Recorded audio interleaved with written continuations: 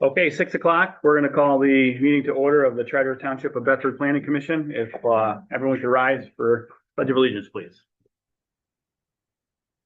Pledge allegiance To the flag of the United States of America and to the republic for which it stands, one nation, under God, indivisible, with liberty and justice for all.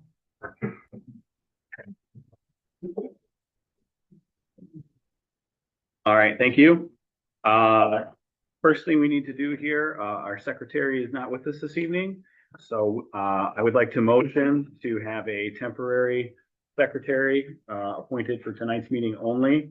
I'm going to motion to have Commissioner Brown be that person. Second. All in favor? We'll just do a voice vote on that. Aye. All right, thank you. Thought you got the job. All right. Roll call for attendance whenever you're ready. Trustee McKay, Here. Kevin Billington, Here. Sharon Stein, Here. Shirley Tuggle is absent, Barbara Jones here, Claudia Brown, yes, and Tony Artis. Yes. Yep. 6 members present, so we have a quorum. Yes. Thank you. And let the absent report show that Commissioner Tuggle did reach out and let me know that she was not going to be here this evening.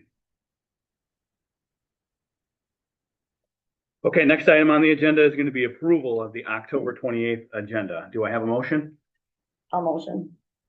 Support. Commissioner Brown and then Commissioner Billington. Any discussion on the agenda?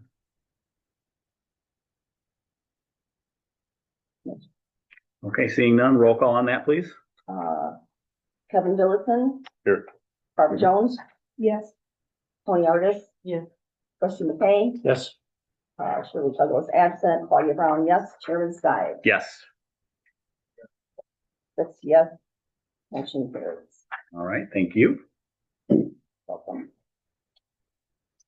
Next item on the agenda is going to be approval of the September 23rd, 2025 meeting minutes. Do I have a motion? Yes.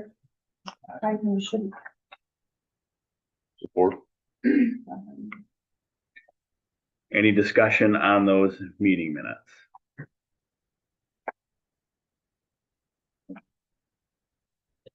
Okay, seeing none, roll call on that, please.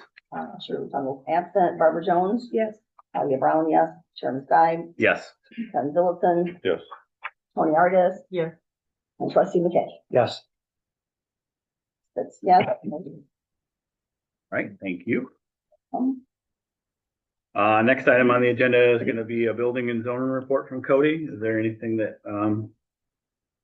the commission needs to know, I guess, per se? Nope, I've just been working with the, coming up special land use, applications in the one rezone, about what we need. 2 of them should be ready to go by the November meeting.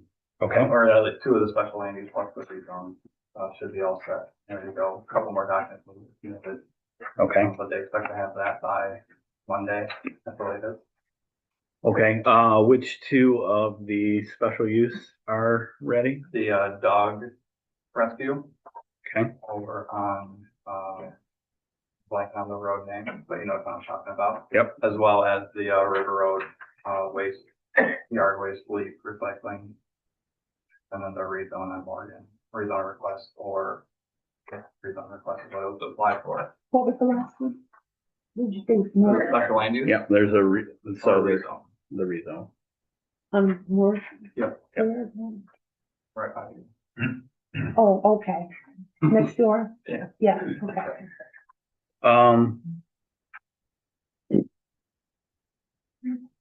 That's a lot to do in one meeting. Yeah. Seth, the ordinance says that they can be placed on the next available agenda date. Do we have flexibility on not having to do 2 special land use and a rezone all in? That is allowed. All in one meeting? They'll have to be posted for on Monday to meet the deadline because our meeting is earlier this. It's the 18th, I believe. Yeah. Yep. Yep, so it would be the 3rd for notices, which would make it, So actually that won't even work. because it's 15 days.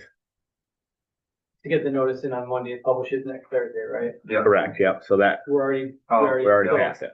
Yeah. Yeah, I mean, they have to get their application in a certain amount of time, but I Right. think because of the holiday, you moved up. Yep. I mean, yeah, so I guess it's not possible to get it noticed properly. But do you have a meeting in December? We do not have a No? meeting in Okay, so December. we're- Okay. Is there any, I mean, that's just when the That's next just- available, that's when the next available Yeah, I mean, date you is. can't process it with the 15-day notice. Okay. Yeah. All right. Cody, why don't we get together the first of the week and we'll see if any of these has to be done sooner than that. We could always do a special meeting. Okay. But that's not necessarily in the budget per se, but I mean, we can maybe see about that. The rezone in particular would be the one that wants to go, or are they all ready, hot to trot, or? The one that I know of as an actual timeline for would be the, River Road one, cause Eagle publishes their, license thing, for center, recycling center in January. Okay, and Like, their, like to be added. their desire is to be added to that? Yep. Okay. Do you know when they publish that in January? I don't know the exact date. Okay, Probably not at the beginning, I don't believe. okay, all right, well, let's, see if we can't get together on that, and then we'll go from there. Okay. Okay. Well, Kurt, I was hearing you, what you pulled it up with. That better? Sorry, Tom. I see you back there. Anything else, Cody? That. I picked up from the conference being out that week at the conference. Okay. Next item on the agenda is gonna be our liaison report from trustee McKay. Two quick items. One, as you may or may not know, we now have a new supervisor, Randy Johnson, who has been a supervisor here before. Glad to have somebody else in the office finally. Yeah, clear things up good. And as a reminder, speaking of meeting dates and changing dates and times, the next scheduled township board meeting would have normally been on Tuesday, November 11th, but that's Veterans Day. So we are meeting Thursday, November 13th. But that's all I have right now. Okay, thank you.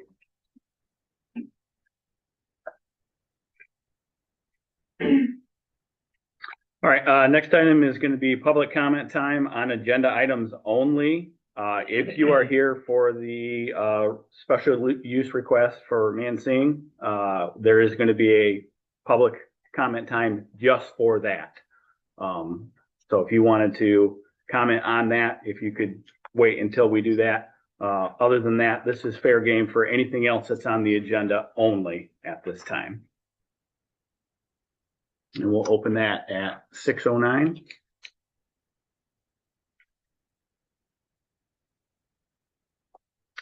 Seeing no comment on agenda items only, we'll close that at 6:09.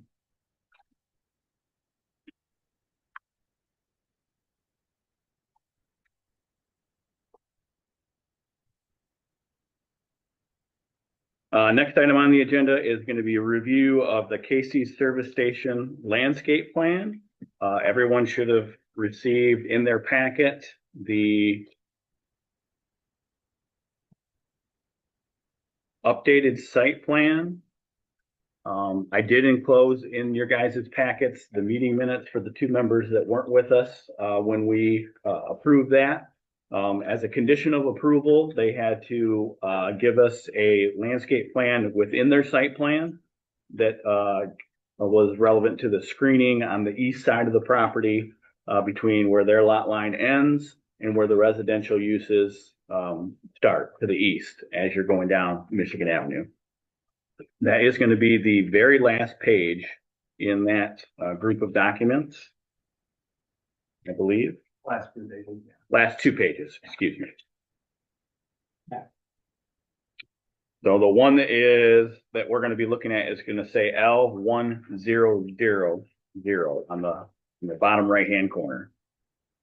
So it's the second to last page in your site plan for Casey's. Mm-hmm. While the commissioners are finding that, again, that was a condition of approval that it came back to us. At the time of their approval, they had, the site plan was 90% done. They did not have the screening on there, so they just, that night at that meeting, they just highlighted, 2 areas, and we requested that they bring it back to us with a, on the site plan itself, specifically showing the trees or screening they're going to use and the type. And then, the commission was going to discuss that and then either grant them the waiver to have only the screening they have on the site plan or request more. And that's what, is notated in the meeting minutes that, everybody has in their packet. So as you take a look at this, they have screening, towards the building there on the east side on what would be the south side of that driveway as you're coming in off of Michigan Avenue there. The concern that we have is if you follow their driveway that is off of Michigan Avenue there, there appears to be about a 20-foot or so wide area that they're going to maintain as just grass. And the thought there at the time of their approval was that we would see some landscaping in that as well to help shield, as cars are turning into there, especially, at dark time, to help shield both their headlights and then just the cars coming in and out from the residential uses. Now, there is about 180 feet Pretty close to 200. left between them and where the next residential use starts that was not parceled off in this. But the planning commission can't make a decision on that, assuming that those trees that are there now, and they're pretty thin, will always be there. So I would certainly like to hear the discussion from the commission, but my general thought there is that we should ask them to place a row of those arborvitae trees, which is what they're suggesting using there, in that 20-foot area down to probably, I would say, within 20 feet of the actual driveway intersection. We wouldn't want them to go any further because that would be an obstruction of vision as you're trying to turn on to Michigan Avenue. Does anybody have any comment or concern on that, or a question as to the area that I am talking about on the site plan itself? I would agree with that, because as you're turning in and the lights go like this, if that tree line is thin or something happens and the trees die off, there's nothing to block those lights as you're turning in, and they're probably gonna get a lot of traffic. Correct. Yes. I would say that would be a good idea to go ahead and ask them to place some of those trees there. Anybody else have any other I concern agree. or comment on? I On that disagree with particular- Claudia, Okay. definitely. I support that. And that would also mimic more of what they showed us that evening that was not in their official site plan at that time because they were not done yet.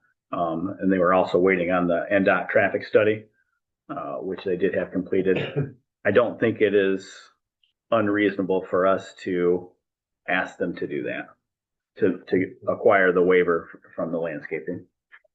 The existing evergreen that shows on here to the east of the building, that is currently arborvitae. Correct. That's what they're proposing to plant for screening there, what they call the evergreen screening there. So I think that we should just propose as, to button up their condition of approval, that they just carry those arborvitaes in that grass section there that's just shy of the existing tree line down to, I'm going to say 20 feet or so within that intersection.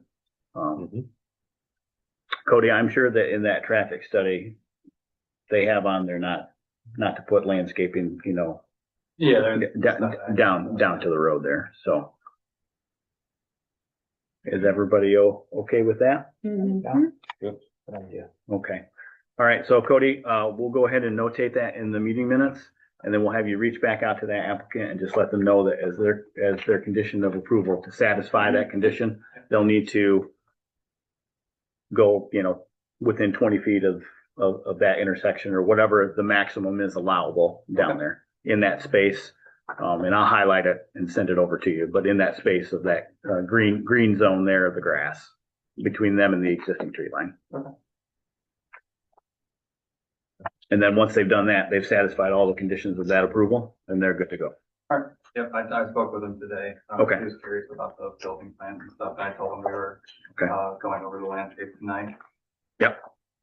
Well, the building plans thankfully is not our department. Yeah. It's yours. Well, all the inspectors said they're the most complete stuff they've seen come across in Bedford. They were blown away on. Excellent. Okay, any other questions or concerns on that guy? Okay.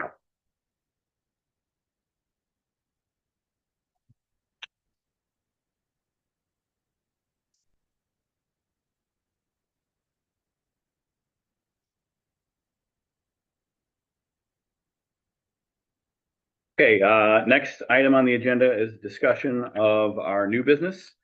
The request of Mansing LLC, 21737 Bedford Road, Battle Creek, Michigan, 49017, on behalf of owner Heath Tishner, 111 Castle Ridge Drive, Battle Creek, Michigan, 49015, for special land use and site plan review for property addressed as 21736 Bedford Road, Battle Creek, parcel number 04015-007-01 and 04090-102-05 and 154 Wells Drive, Battle Creek, Michigan, parcel number 04-090-102-05, proposed to be combined, located within the township to use as a marijuana product storage facility.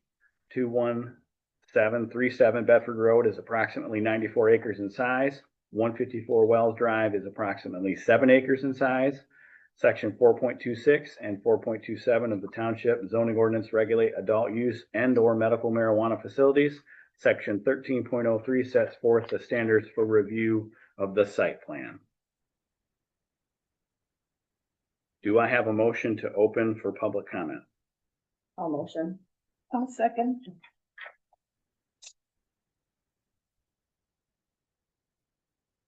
Thank you. Okay, at this time, we are going to open for public comment on the special land use in question at 6:18.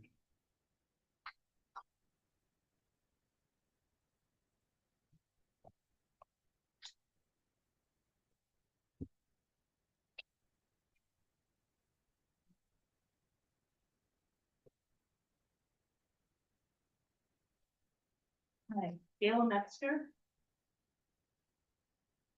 I guess I just wondered, as reading your ordinance, I see that it states that none of this can be within 1,000 feet of a school or a church.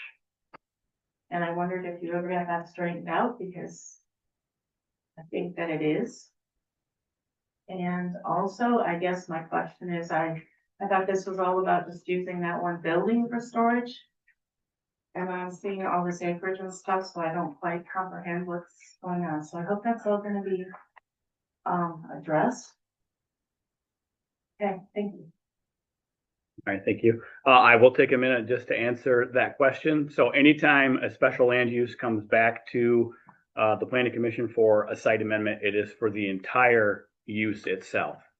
So that's why you see a site plan, if you've looked at the documents online, that has the entire project, because they're either changing or adding to their use. So that has the whole thing is subject to being scrutinized to the zoning ordinance standards, and then also for the public to weigh in on there. So that is why you're seeing the whole thing. Yes, it is specifically for 154 Wells Drive, but as stated in the posting, they're going to be combining that. So anytime you come back to the planning commission for even amendment, it has to be the entire project. I hope that answers that question as far as that goes. Okay, any other public comment on this? Steve Sycar, my wife and I, Tammy, own the property to the complete east side of the properties right now for the old Anthony Farm, which is now the 90, as told originally, 96 acres. I've got several things on here and I'll throw them out because I understand we're limited on time. One question I have, is there any chemicals used for the process of drying of the marijuana with concerns of groundwater protection, the concerns of wetland protection? There is a wetland that's adjacent to that main farm that's been managed for waterfowl or wildlife in general for 35 years. Also the, odor and the pollen is appalling. Or it's really invasive and has been for several years. 2 years ago, we lived out here for 35 years. We've never had pollen on our vehicles. I come from a background of several different things, and environmental is one of them. We've never had the pollen such as what we've had 2 years ago. The smell is extremely invasive. And quite honestly, after looking at the plan, they've got 10 pine trees on the east part of their property line for odor control, which is a joke. I have approximately 2 acres of standing Norway spruce, white pines, red pines. My neighbor has probably approximately 1.5 acres, same thing. That's a wall right around that, between that and our residence. It's extremely invasive to our house. There's times when we can't open our windows, especially during the springtime and the fall time. We know about harvest, we know about budding season. And especially during those times, we can't open windows, air conditioning can't be used because it's so obnoxious to us. Extremely obnoxious. Obnoxious enough to where I've considered hiring an environmental specialist to do air testing. I used to work with a gentleman out of Indiana that did that. That's comments I wanted to make. As far as back to the properties and this mentioned, I disagree with that. I understand you guys have rules. I disagree. I don't think all 3 properties should be looked at that way, but that's just my statement. Another thing I've got is air filtration system for the new system. Once again, I told you I had a 33-year job working, and one of that was environmental and fire protection. And the filtration systems, I know the company I work for would quite honestly let them last at times. And that's something that needs to really be emphasized. It needs to be preventive maintenance and cared for and treated. So it's actually working if they're going to do something like that. I didn't get quite through, I just picked up the paperwork from Cody yesterday, and I didn't get quite through all the part about the greenhouse. Is that going to have a fire system, sprinkler system? Can anybody answer that? You can direct your questions here, and then we will direct them to the Okay, applicant. so that, if so, is it going to be a monitored system, fire system? Or have concerns of additional traffic?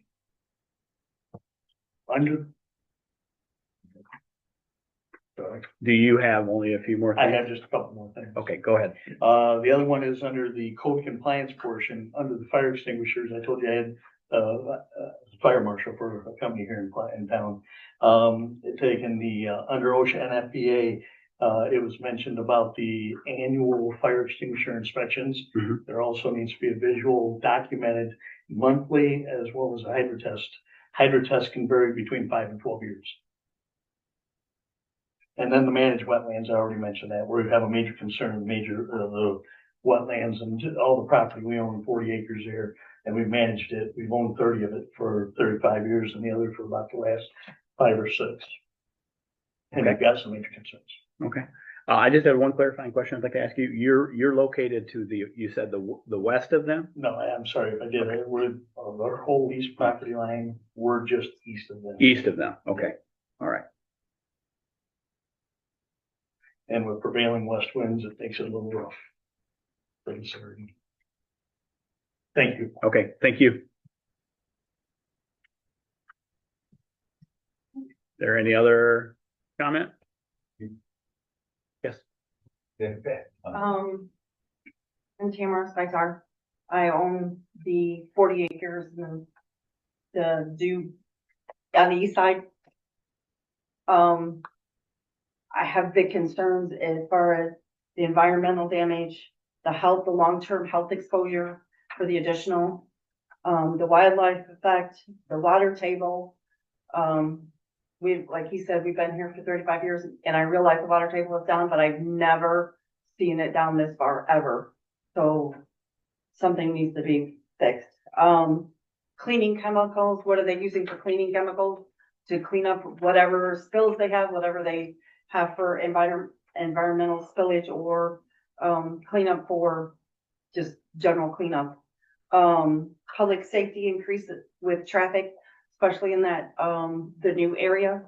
That's it, more residential people, so I'm concerned, and there is, and they could say there's not additional traffic. There is a whole lot more traffic on our road, Halbert Road, not just 37. So I imagine it's gonna be on the other road too. Pollen is definitely worse for the health, the structures around, because it's more sticky, it stays, in the environmental effect. So those are major concerns. And the other thing is I can't have my windows open any time of the year. And it doesn't matter whether it's winter, summer, spring, or fall. It's atrocious to the smell. And we moved out there to enjoy the weather, enjoy the outdoors, and we can't even do that. Okay, I just had one clarifying question. So you're on the east side as well? Yeah, There she goes. sorry, I get used to what. Oh, okay, all right, I just Sorry. We're, just wanted To the to east of clarify, that's all. Okay, no problem. Okay. Is there any other comment?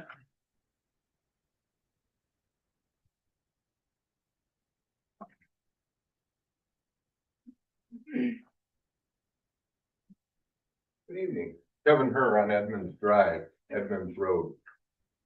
Yeah, I have concerns about the distance from the school, that being Bedford Bible Church School.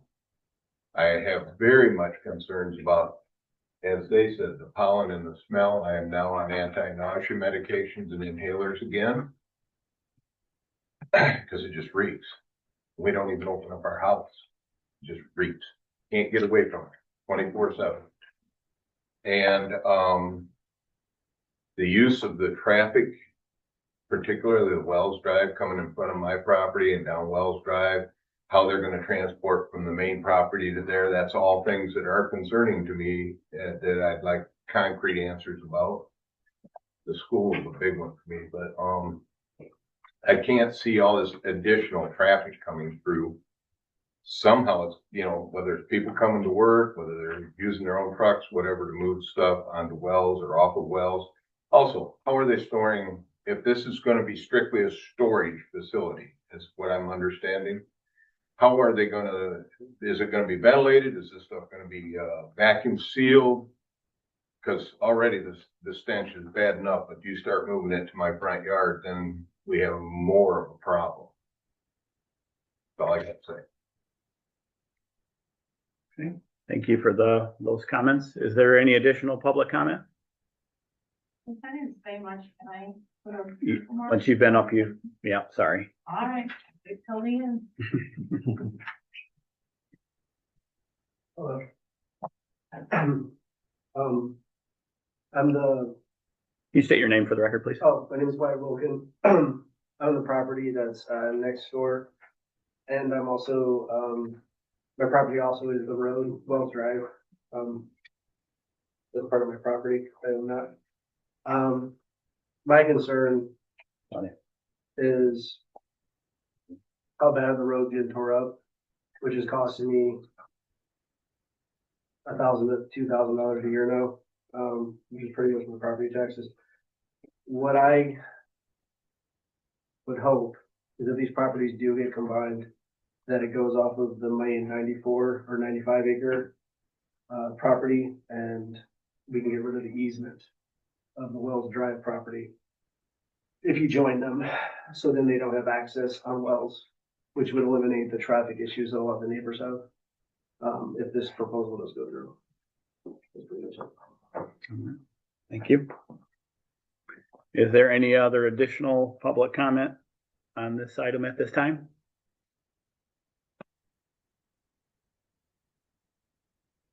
Okay, seeing none, we'll close that at 6:30.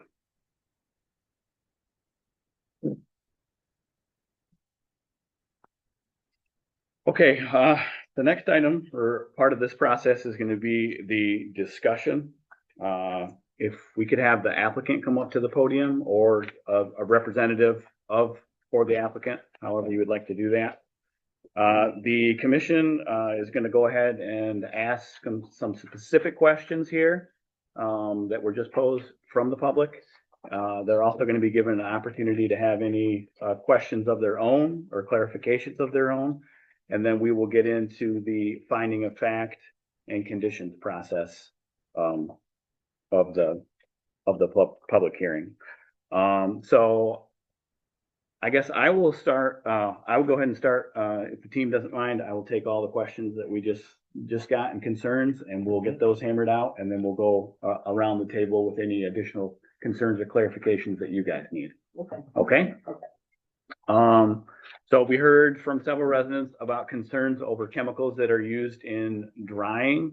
Do you guys have, chemicals that you use in your drying process? Okay. You just hang. Okay, correct. It just hangs in the buildings. That'll be regulated. So no chemicals. Okay, perfect.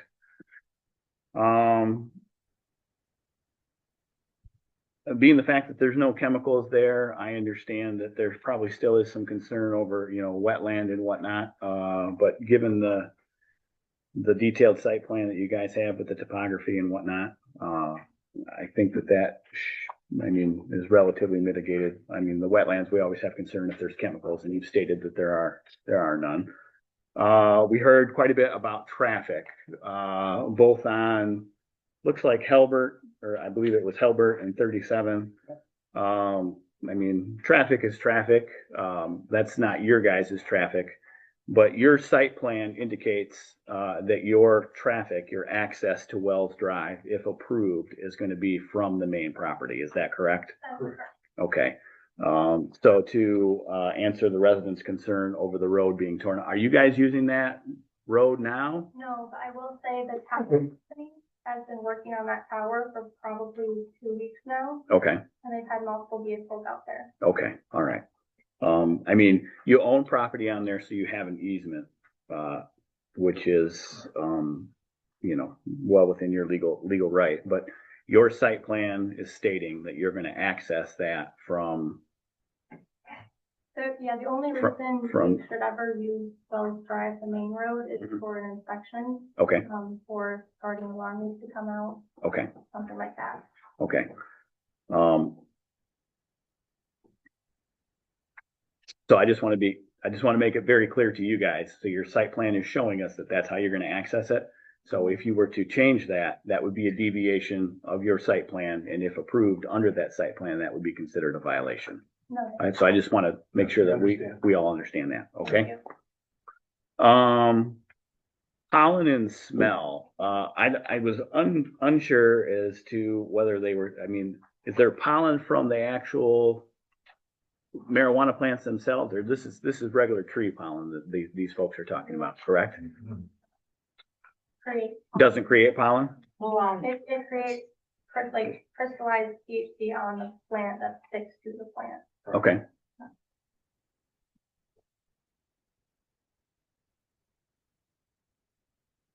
All right, so your position then is that the plant itself is not creating pollen that is going to be taken via the air. Okay. I have a black car and it leaves black every day, so. Okay. And we have filtration systems in the building. In the buildings, correct. I think the pollen concern is more during your growing season, which is outdoors, which you've been given the approval to do. So, but it's good to know that it sounds like we have a differing of opinion there, but you're stating that there is no pollen that is, physically being transferred as far as that goes. The school issue we will get to in our finding of fact. As far as answering that and clarifying that for the residents, I don't expect you guys to do that. That is on our end.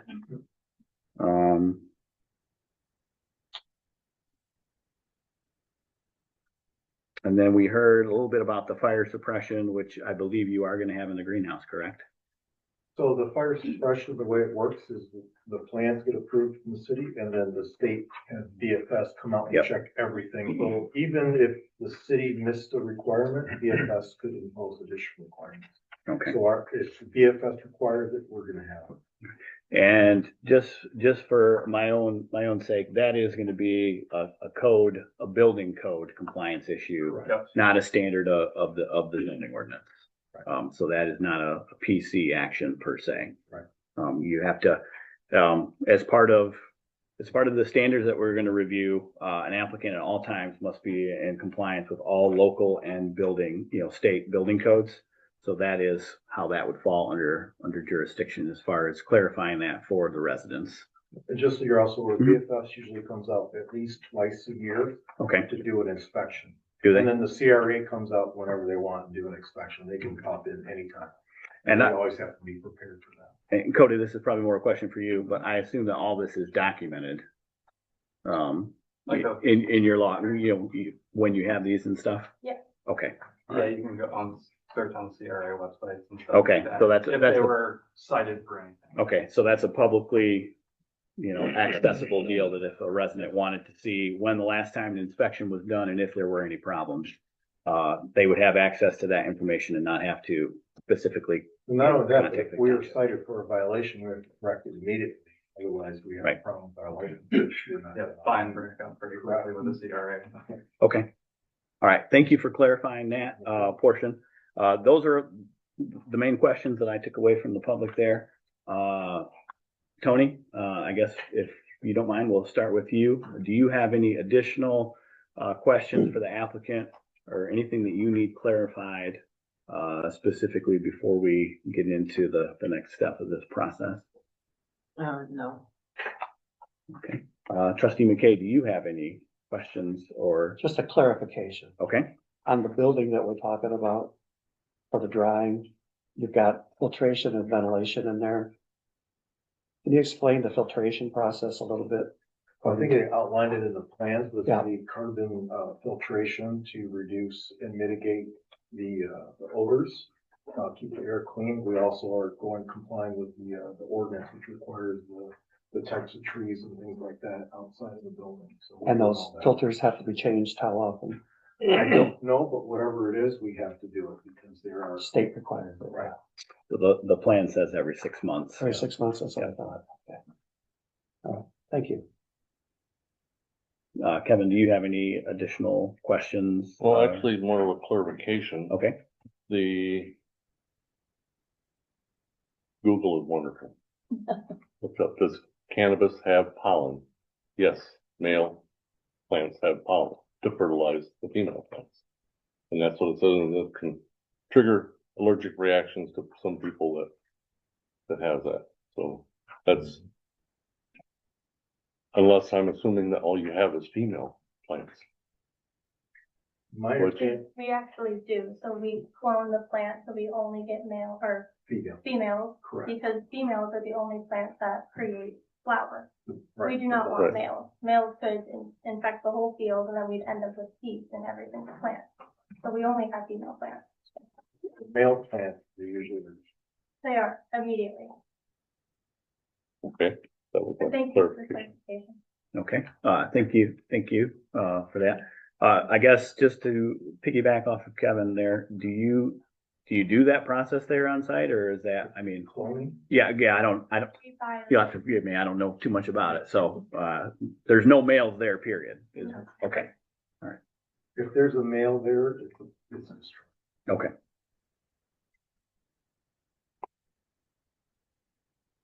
Claudia, do you have any questions or clarifications that you'd like to ask the applicant? I do not, thank you though. Thank you. Barb? I don't have any questions. I would just like for the citizens in that area to be a little bit more convinced about the smell, the odor. We have heard about this odor for years now. And what can you say to reassure them that this is going to be something that's going to be not added to what's already there? Well, in the dry room, the filtration system plus the screening with additional trees will help with that. That's not gonna be a big source of odor from what's in the dry room. Are you adding more trees? I mean, outside trees, Mhm, or mhm. like the pine trees. Oh. Yeah, I think. Yes, that's what yes. that in our plan. Yeah, and we, Yes, they are. Yeah, okay. And I just want to mention, I can't speak for previous management, but I am managing the facility now and I do take your concerns very seriously, which is why we have planted more lavender and lemon balm and actually walk around the field. And when it is dewy in the morning, I can smell the lemon balm over the marijuana plant. So we will continue planting those every year. We'll make sure they don't die and we'll replace the ones that do. We are taking the concerns seriously, so thank you. Thank you.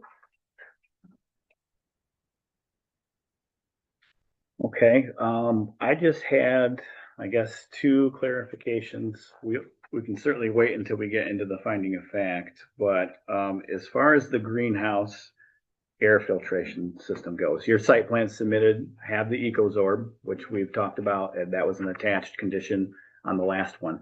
I did not see a carbon filter, filtration in there, unless I missed it. I think It's- we actually went over this because I think Cody missed it the first time too. Okay, There were multiple carbon filtration systems. that they're in the greenhouse. Yeah, I Okay. believe it's in the small print and not, because there's a barrel style, yeah, right? we actually have an email exchange about this specifically. Okay. I want to say page 60. Off the Okay. top of my head. We can get into that. It was just a matter of, the approval last time was that you had both of those in the greenhouse because it just technically it finished such a large facility and we were a little on the fence as a commission about the EcoZorb system being the only system. So, okay. So we will, when we get into that, we'll make sure that we notate that, as far as that goes. But I just wanted to ask, I figured it'd be easier just to ask. Yeah, So thank you. it sounds like you've had that question asked already. Smaller print. And just so you know, it's standard in all facilities to have carbon as well. Correct. Yes. Okay. That's really the only clarifying question that I have. Anything else that I have, we'll get into, in the finding of fact as we go. Cody, you look like you want to say something? I do have one thing, Okay, yep. the resident concern of hoping to get rid of the easement, due to the tower, that you can't really just get rid of that easement. Right. But like they stated on here, all their traffic outside of alarm checks and inspections would be coming from the 37 property, but we can't just fence off that property due to the radio tower. Okay. I mean, the fact is they have an easement for their property anyway, so, I mean, but again, I just want to make sure, I mean, I've said it twice, but your site plan shows you accessing it that. So, if approved, don't do yourself a disservice. No. And start using that road, because that will be a violation. Sure. Okay, I just want to be upfront about that. Okay. All right, thank you. I don't know if you guys maybe just want to sit in those two chairs right there, if you're comfortable and okay with that. That way, if we have any questions as we're going through the finding of fact, No problem. you can just, come right up.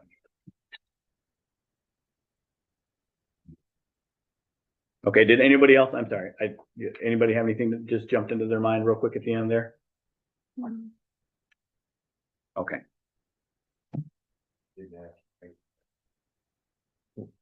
I'm sorry, sir? Cleaning material, you didn't ask the right question. It has nothing to do with them drying it. How about they gotta clean their trays, their equipment, all that. They use something Okay. to deodorize it or clean it. Okay, yeah, I see that on here in my notes and I did miss that. Could you just come back up to the podium and just answer that one question for me? Sorry about that. I guess we mean cleaning trays, equipment. So I'm assuming that, you dry it or whatever. I don't know if you put it on, trays and whatnot. What do you clean your stuff with? And is that, I mean, I assume you don't just take the water and throw it outside. No, Okay. yeah, we digitize the barn and equipment and everything, with Fabulosa sometimes, and then, screen clean. Okay. Yeah. So readily available over the counter stuff, not some kind of industrial, special order cleaner or anything like that. No. Okay. And then I assume that water all goes, into the appropriate place and we don't just throw it outside to go down the hill. Yeah. Okay. All right. Thank you.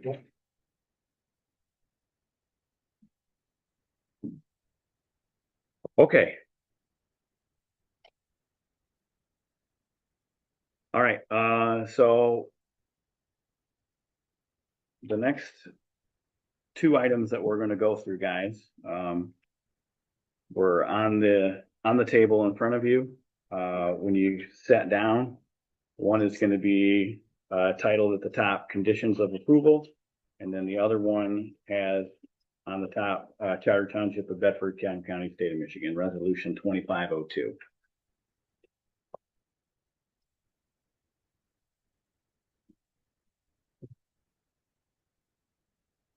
Everybody have those in front of them? Okay. Seth, I just had a clarifying question. Do the finding of fact condition and then read that resolution, or just go ahead and start on page one and move our way down? I think the resolution, you're gonna wanna go through your standards, Okay. okay? Yep. And I would discuss the standards, and those electrical, go through your standards, and then, depending on how that goes. And then go back. Attach any conditions that I Okay. think are necessary, which is an approval, and this is a recommending body, right, the way your ordinance is still structured, Yes, so you make a recommendation to the township board. correct. Okay. All right. So we will skip that first part for now, because that is the resolution on what our decision will or will not be. Turn that over to page 2, please.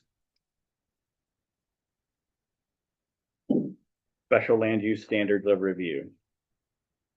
And just for clarification for the public that is here, these two documents are almost 20 pages apiece.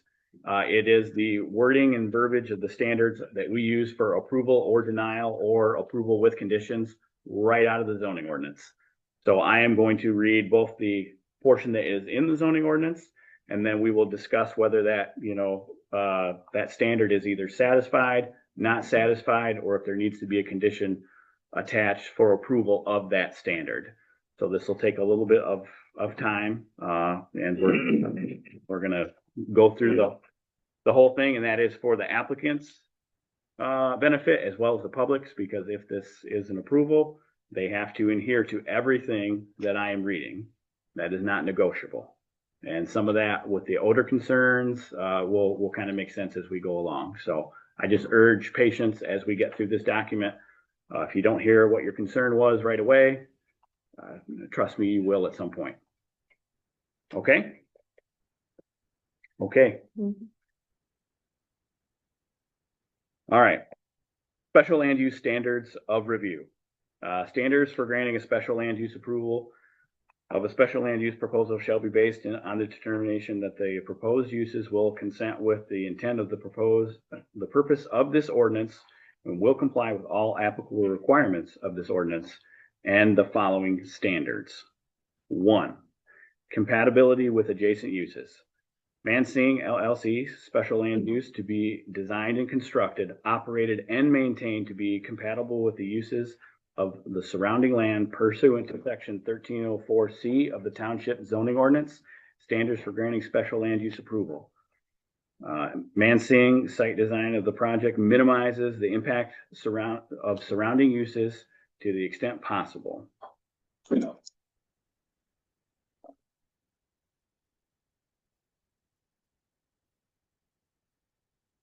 All right, so we've been submitted a site plan for the entire operation on August 8th of 2025. You guys have all received a copy of that, both in your packet and then also was sent to you last week, and the operations plan that was dated 9/16 of 2025.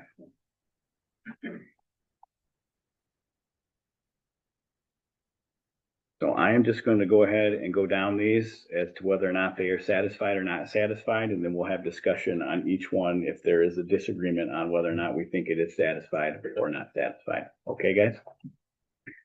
This standard is satisfied. The project is consistent with the township master plan, zoning map, and future land use map. The site plan design dated August 8th, 2025 does not negatively impact surrounding land uses and has adequate screening depicted on the site plan. Does everyone agree with that?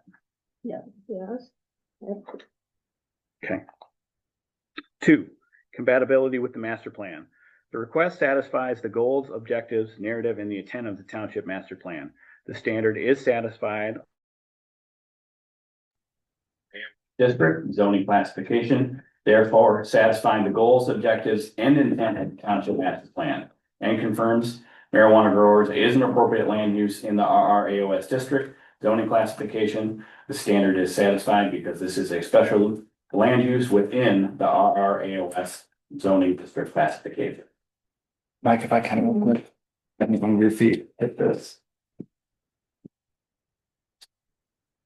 I wrote.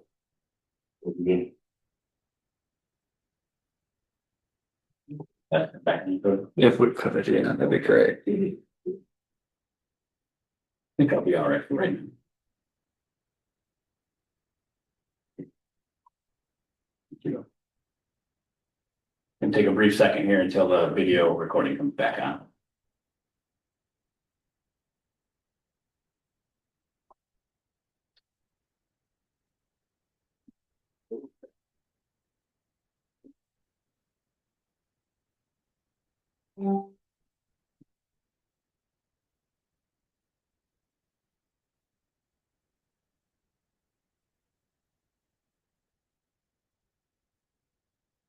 Number 2, the compatibility with the master plan. That standard is satisfied with what I just read. Does anyone have a disagreement on that? No. Okay. Number 3, public services. The project adequately is served by essential public facilities and services such as highways, roads, police, fire protection, and drainage systems. This standard is satisfied as the site is located off M37 and does have proximity to fire stations. Any discussion on that standard? Which means of egress would public safety have to go to the 154 wells? They'd have to go through a locked gate in the middle of the night to the south. I don't think that's true. If you want to step up to the podium real quick. So If you're saying if there were a fire at 154 Wells? that is not going to be gated. No, Correct. I would assume they would hopefully Isn't take it the gated main- between the two properties? So It shows a gate. between the two properties, yes. But if there were a fire, I would assume the firemen would go to 154 Wells using the main road, using Wells Drive. Okay. So I think if it's shut off. so. The commissioner's question is: is there going to be a gate at the front of the driveway that precludes the fire department from getting access to 154 Wells Drive? And I do not believe that is shown in your site plan because of the tower having to have constant Correct. Okay. There's no access. gate in Your front. gate, if I'm remembering your site plan correctly, is more towards the top of the hill Mhm. where the original 94 acres kind of is in your top of your road, correct? Okay. All right. Sorry, I don't understand your question. Okay. All right. Thank you. Kevin, did that? I just want to make sure that there's adequate protection for public safety. Yes. So if there were a fire, they would use Wells Drive and they would have there's going to be no gate they would pull right up to the building. Or police or ambulance or. Correct. Yeah. Okay. Any public service. Correct. You could always require a knock box too, on like the outside of the gate or something like that, which is like a Okay. padlock key that public services have access to. Okay. But again, just to clarify, they're not proposing that is not going to be fenced off down there. Okay. Any other questions on that standard? No. Okay. Is there any question as to whether or not that standard is satisfied? Okay. Number 4, impact of traffic. Traffic impact will be minimal after the construction is complete. This standard is satisfied because the traffic Traffic impact, being minimal after construction is complete. Well, it's in there twice. Cute. As shown on the site plan dated August 8th, 2025, access to each of the storage facilities will be internal from within their property, and access to the main driveway through M37. So in their site plan, they've noted that they're going to access 154 Wells Drive from a private driveway between the two parcels. That's why they're combining them. So the traffic impact is minimal, because there's theoretically no additional traffic, especially for Wells Drive. Does anyone have any question about that standard?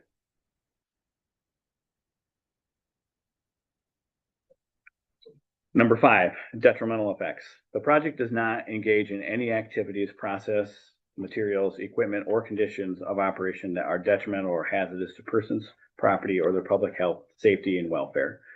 This standard is satisfied pursuant to the site plans and operational plans submitted with the air filtration systems and odor mitigation plan will sufficiently address any odor concerns.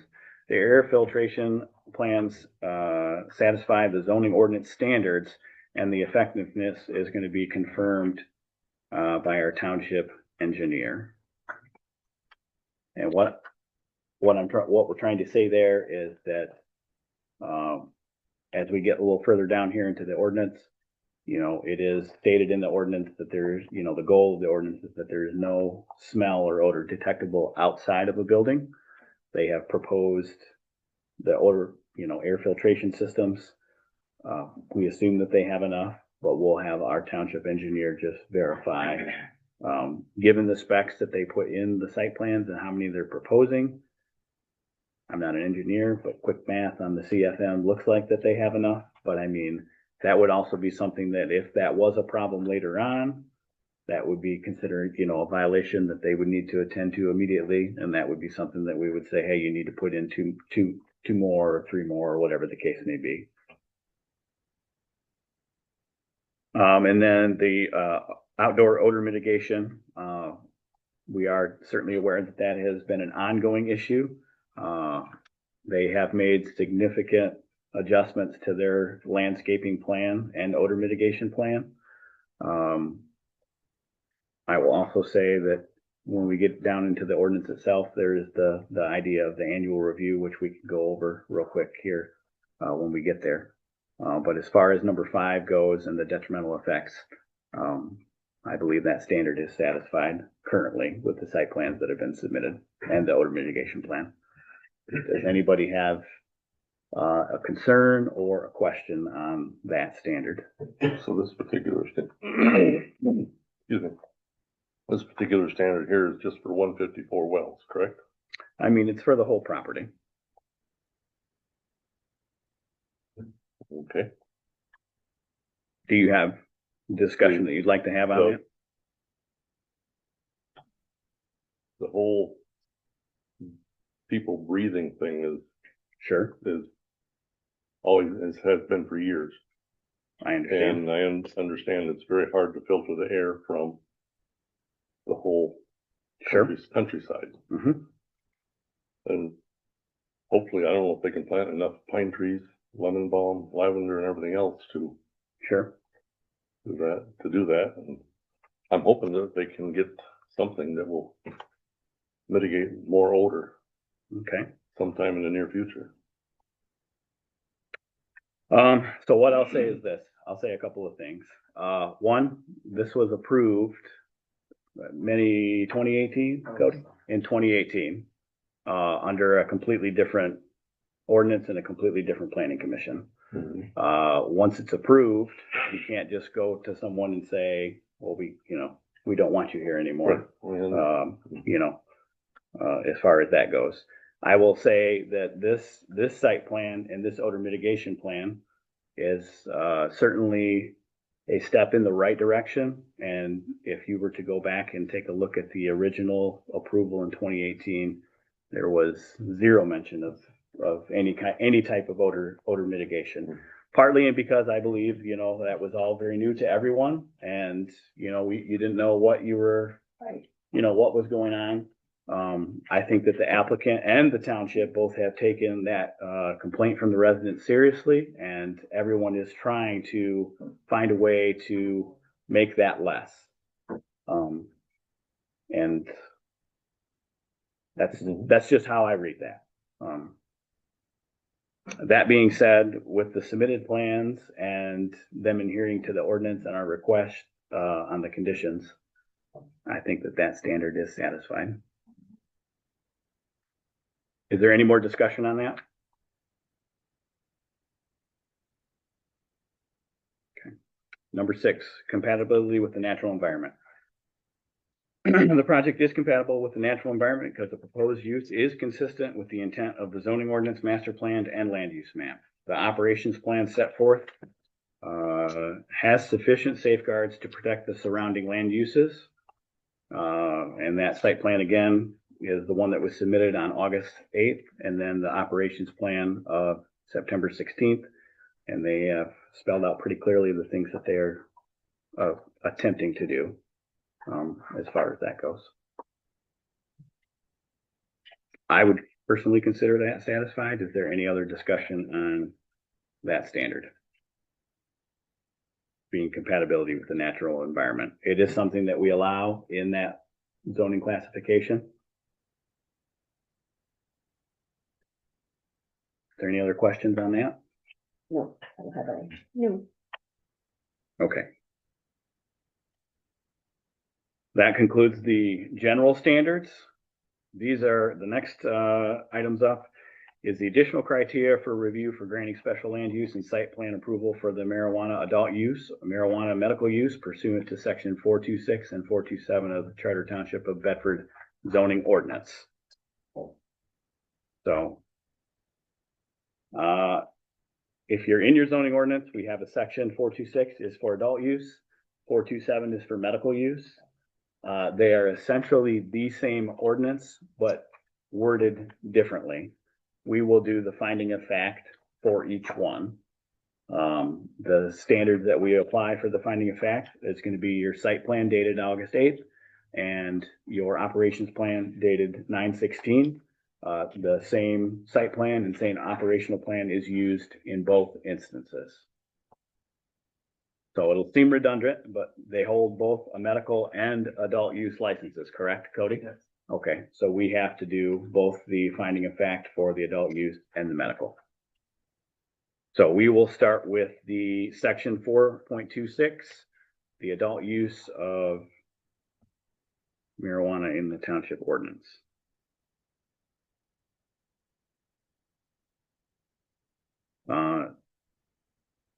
We do not, does the commission want me to read the definition of what we consider adult use marijuana? Okay, all right.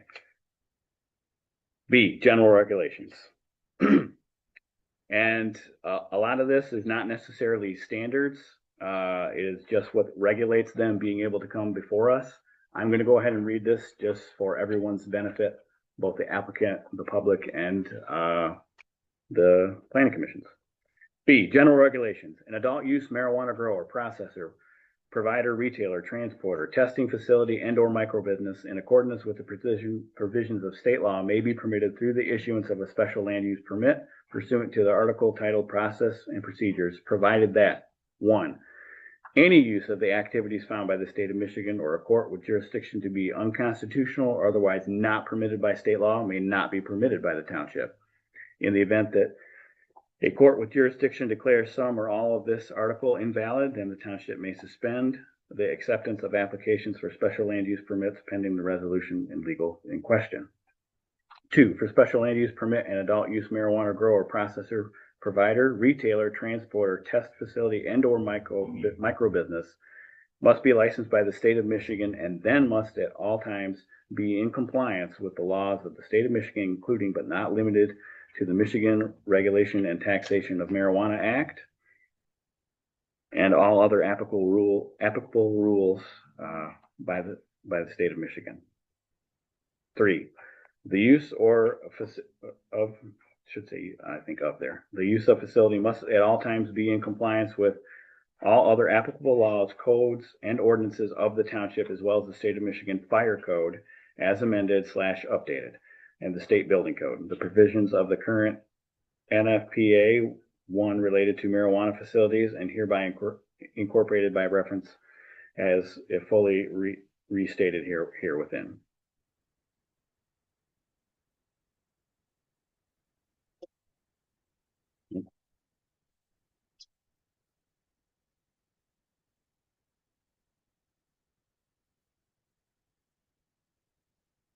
Number 4, the township may suspend or revoke a special land use permit based on the finding that the provisions of the special land use standards in this section, all other applicable provisions of the zoning ordinance and or terms of the special land use applicable provision, or excuse me, and or terms of the special land use permit and approved site plan are not met. 5, an adult use marijuana grower, processor, provider, retailer, transporter, testing facility and or micro business shall not be permitted as an home occupation, home-based business or accessory use, nor may they include accessory uses except as otherwise provided in this ordinance. C, application and approval. After receiving the application for the grant of a special land use permit, an adult use marijuana grower, processor, provider, retailer, transporter, and testing facility accompanied by the required plans, specifications, and permit fees, the planning commission shall hold a public hearing, which we're doing right now, and review the application following the procedures required for special land use set forth in this ordinance. Following such a hearing, the planning commission shall recommend granting or denying the application as set forth its reasons for this decision. 1, annual review and rescission. In making any decision, the planning commission shall have the right and authority to impose such additional conditions and safeguards as it deems necessary for the protection of the health, safety, and general welfare of the neighborhood and the adjoining residents and property owners. The planning commission shall provide for a periodic review of the proposed operations to ascertain compliance with the conditions and limitations imposed upon the same. It shall be empowered to renew or extend a special land use permit where all standards and conditions are complied with, and may revoke or refuse to renew a permit where noncompliance exists. No permit shall be revoked or not renewed until the operator has been given written notice of any violation, forming the basis of such revocation or denial of the renewal not less than 30 days that have elapsed to correct the said violation. All permits shall be reviewed by the planning commission annually. So I'm just going to stop right there and address the applicant. That is new in this zoning ordinance compared to what you were approved under last time. So why that is relevant and why I'm talking about that. So that annually, if we have continued issues, we can come back and we can say, we need to put our heads together on this and we need to figure out something to address the issues that we are having. That is something that we put in place to help safeguard the residents and then also safeguard you guys as well and give you a process and procedure for how that's going to go. 2, liability insurance. All operators shall be required to carry personal injury and property damage insurance while the adult use marijuana facility exists in the amount of not less than $1 million for each person on property injured or damaged, and not less than $2 million for injury or damage to more than one person or one person's property arising out of the one occurrence. Such insurance shall cover injury or damage occurring upon the site of the operations as well as upon properties adjoining thereto as a result, conditions or activities existing upon the site. The policy of the insurance provided here within shall name the township as additionally insured. A copy of the policy shall be filed with the township clerk. Cody, yeah. Do we have their certificate? Yes, I forwarded it to you earlier today. Okay. Our policy. Okay. It was like 200 plus pages. It's, I mean, it helps with everything from like, commercial coverages, liabilities, injuries, their coverages that includes, natural disaster wipes out products and wipes out like, it was very. Okay. Oh, but did they have the certificate on there that has us as named insured? I assume not.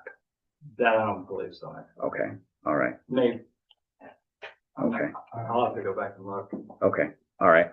So just to clarify for the applicant, we will attach that as a condition of approval or denial, as a condition, I guess. Correct. But the ordinance clearly states that we need to have one of those active on file with the clerk's office and have the township as named insured as well. That is also something that is relatively new. Okay. E, adult use marijuana grower, processor, transporter, and or testing facility shall be subject to the following standards. 1, location. A building occupied by an adult use marijuana grower, processor, transporter, testing facility, and or micro business may be permitted to operate at the location shared with a medical marijuana facility. This standard is satisfied due to the site plan that they submitted on the 8th. Any question about that? And if I am going too fast, guys, or you have a question about a standard, please interrupt me. 2, indoor activities. All activities in the adult use marijuana facility, including all transfers of marijuana, shall be conducted within the structure and out of public view. Lighting within the building used for growing adult use marijuana shall not be visible outside of the building. That standard also satisfied with the submitted site plan dated on August 8th, 2025.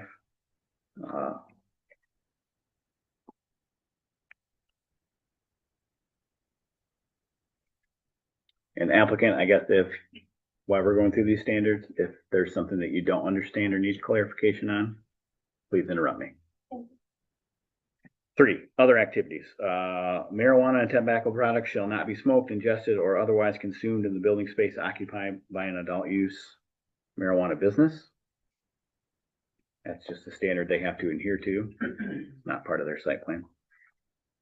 4, physical appearance. The exterior appearance of the structure shall remain compatible with the exterior appearances of structures already constructed or under construction within the immediate area, and shall be maintained as so to prevent blight or deterioration of the substantial diminishment or impairment of property values within the immediate area. This standard has been satisfied with the submitted site plan dated August 8th, 2025. Their operations plan. I will say that part of a condition of approval will be some landscaping around that Wells Drive property to screen that from the residents there. So when we get to that team, we'll go over that one again. 5, buffer zones. Adult use marijuana business shall not be located within 1,000-foot radius of a pre-existing property occupied by a public or private elementary or secondary school building, provided education in kindergarten or any grades 1 through 12. Note this does not include home schools. And or a public library is the 1,000-foot setback. So that was a point of contention with the residents, and they would like us to clarify how we are determining that radius. And then also the school, I guess the church is what is in question on that standard. Seth, we did reach out to the attorney's office to get, I guess, a defining what is a school or not a school. Before we get into that though, I would also say that this was approved in 2018 and that school was there. I believe at that time. Yes, it was. Okay, I all was right. here in But not 2018. 154 wells. That's the difference we're discussing. Correct. All right, correct. That is the difference that we are discussing. So in relation to 154 wells. No.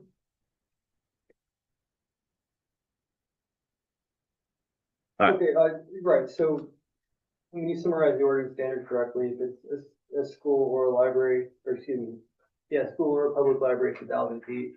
So the question that we got asked was, how do we interpret this? I know there's some questions that got brought up before, what constitutes a school? And I know in 2018, there was approval, for this project. I think that was a whole different group of people that are here today, so I really can't comment on that.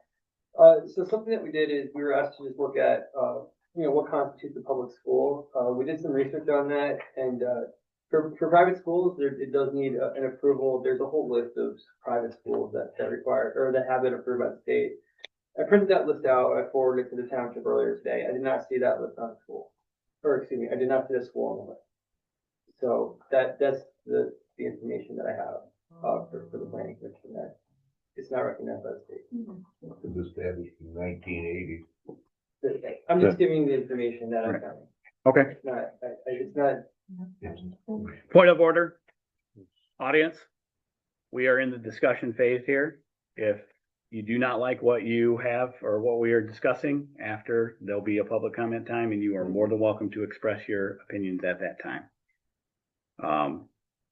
Thank you. Okay, so just to clarify for the team, that is not a recognized school, and the ordinance specifically states that it does not include homeschools. So I guess I would have to figure out why it wouldn't be recognized as a school. It's been there since 1984. They have to do water testing every year because of the students, lead testing, just the same as any public or private or Catholic or whatever schools. okay, just so the commission knows, I mean, I got that information from the Department of Education website. That's where this is from. I mean, everyone here has their own vote. Okay, so you know, you take it for what it's worth, but everyone here, you review your standards for yourself and vote accordingly, whether or not you think that the standards are satisfied. Is the school used only by the small groups of homeschoolers? I mean, because I know that there are some homeschoolers that have gone there for classes No, they have, in a organization. it's a different school. They go to the one that used to be Bedford Elementary. This is a Christian school within the church, and it's tuition based. Okay, So- so it's Bedford Bible Church. Correct. Bible Mhm. school. That's the one we're talking about. I think the important thing here is that we were asked by the public to figure that out. Mhm. So the only way I know how to,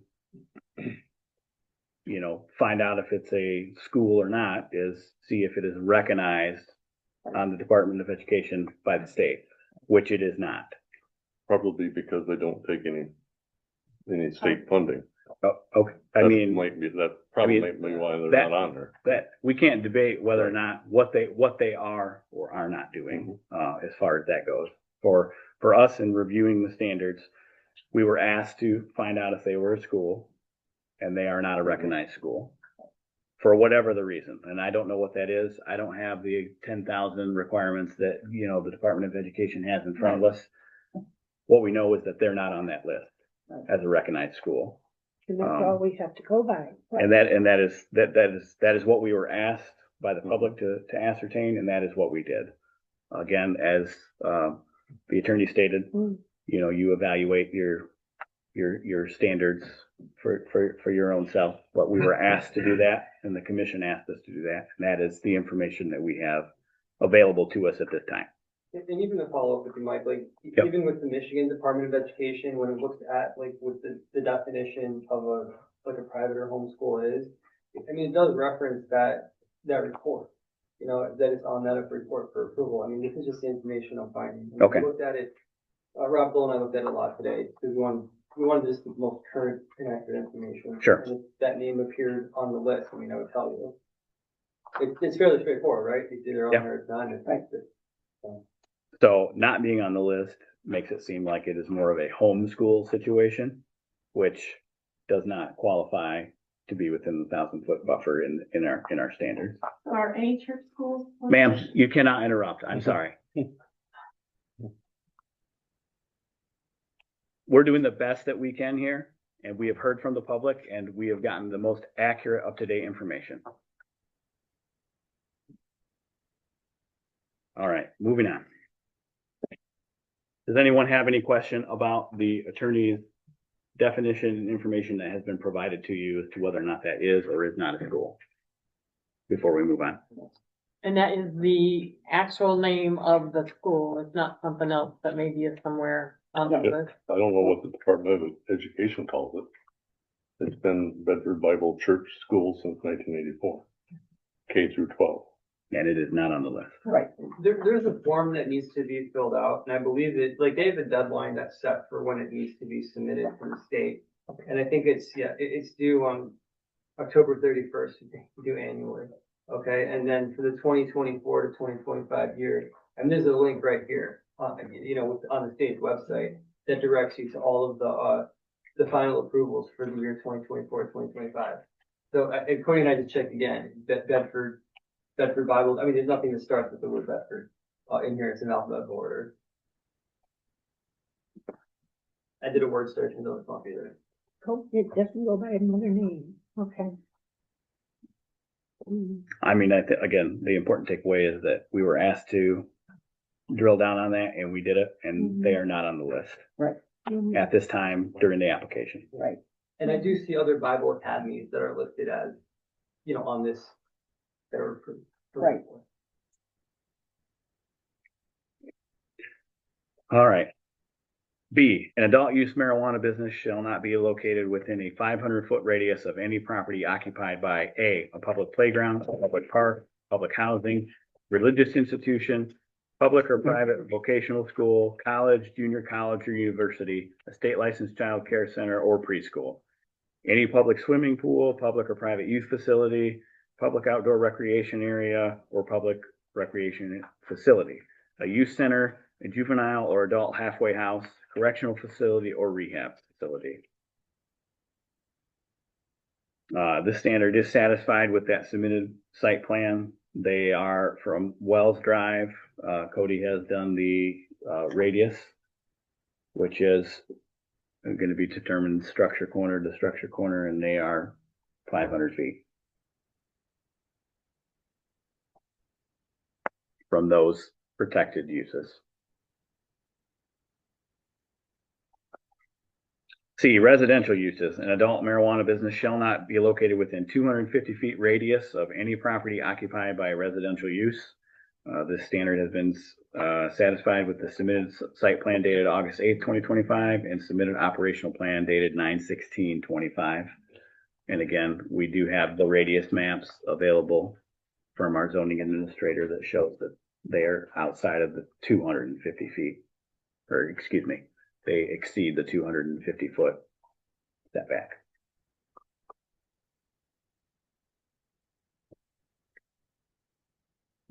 D, measurement of buffers.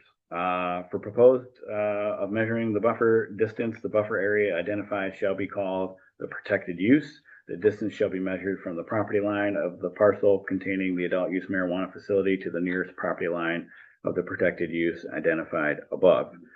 So this is one thing that we needed to get our legal opinion on, because you cannot measure a distance between two property lines when they share the property line. That is something that we're going to do in our text amendments. Right. But Seth, we'd reached out to you wanting to know, we need to give Cody the ability to enforce what we are going to change that to, which is corner of structure to corner of structure. So how do we, I guess, amend that so that he can make that interpretation moving forward? Amend it in the. Well, I guess what I'm saying is, so you can't, that's not a workable measure within the ordinance. Right. So I guess for the record, the zoning administrator is going to interpret the zoning ordinance, which is his job. Yeah. And we're going to interpretate that structure to structure, because that's what the text amendment is going to be, because you can't do property line to property line with a shared property line. Right, so what he would do is make the interpretation, which I think he did. He did. And then other areas of the ordinance which are structure to structure. Okay. And that's why we kind of fell back on that when we realized this was unworkable. Okay. So I guess I'm just going over that for the public's sake, that is a typo in the zoning ordinance itself, because you can't measure a distance between a shared line of any kind. So as a planning commission, we're going to take care of that in our text amendments that we're working through.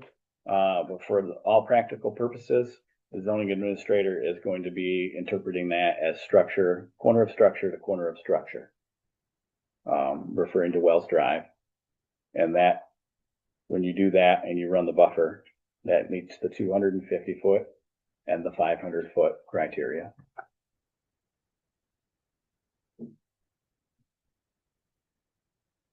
All right, 6. Is there any question on the measurement of the buffers? All right, I skipped over one. E, measurement of municipal boundary buffers. A building where an adult use marijuana facility is located shall not be located within 250 feet of the township border or with another municipality, except where an adjoining property in the adjacent community is zoned for similar use. The standard is satisfied because the property is not within a 250-foot buffer of another municipality. 6, odor. Is the intent of this ordinance that no odor shall be detectable outside of any building where marijuana is present? As used in this subsection, building means the building or portion thereof used for marijuana growing, processing, testing, transport, storage, or sales. The building shall be equipped with activated carbon filtration system for odor control to ensure that the air leaving the building through the exhaust vent passes first through an activated carbon filter. The filtration system shall consist of one or more fans activated carbon filters. At the minimum, the fans shall be sized for the cubic feet per minute, equivalent of the volume of the building, length multiplied by the width multiplied by the height divided by 3. The filter shall be rated on an applicable CFM scale. C, the filtration system shall be maintained in working order and shall be in use. The filter shall be changed at a minimum of once every 6 months or as manufacturer recommended. Negative air pressure shall be maintained inside the building. Doors and windows shall remain closed except for the minimum length of time needed to allow people to ingress and egress the building. F, an alternative odor control system is permitted if the special land use permit applicant submits and the municipality accepts a report by a mechanical engineer licensed in the state of Michigan demonstrating that the alternative system will control odor as well or better than the activated carbon filtration system otherwise required.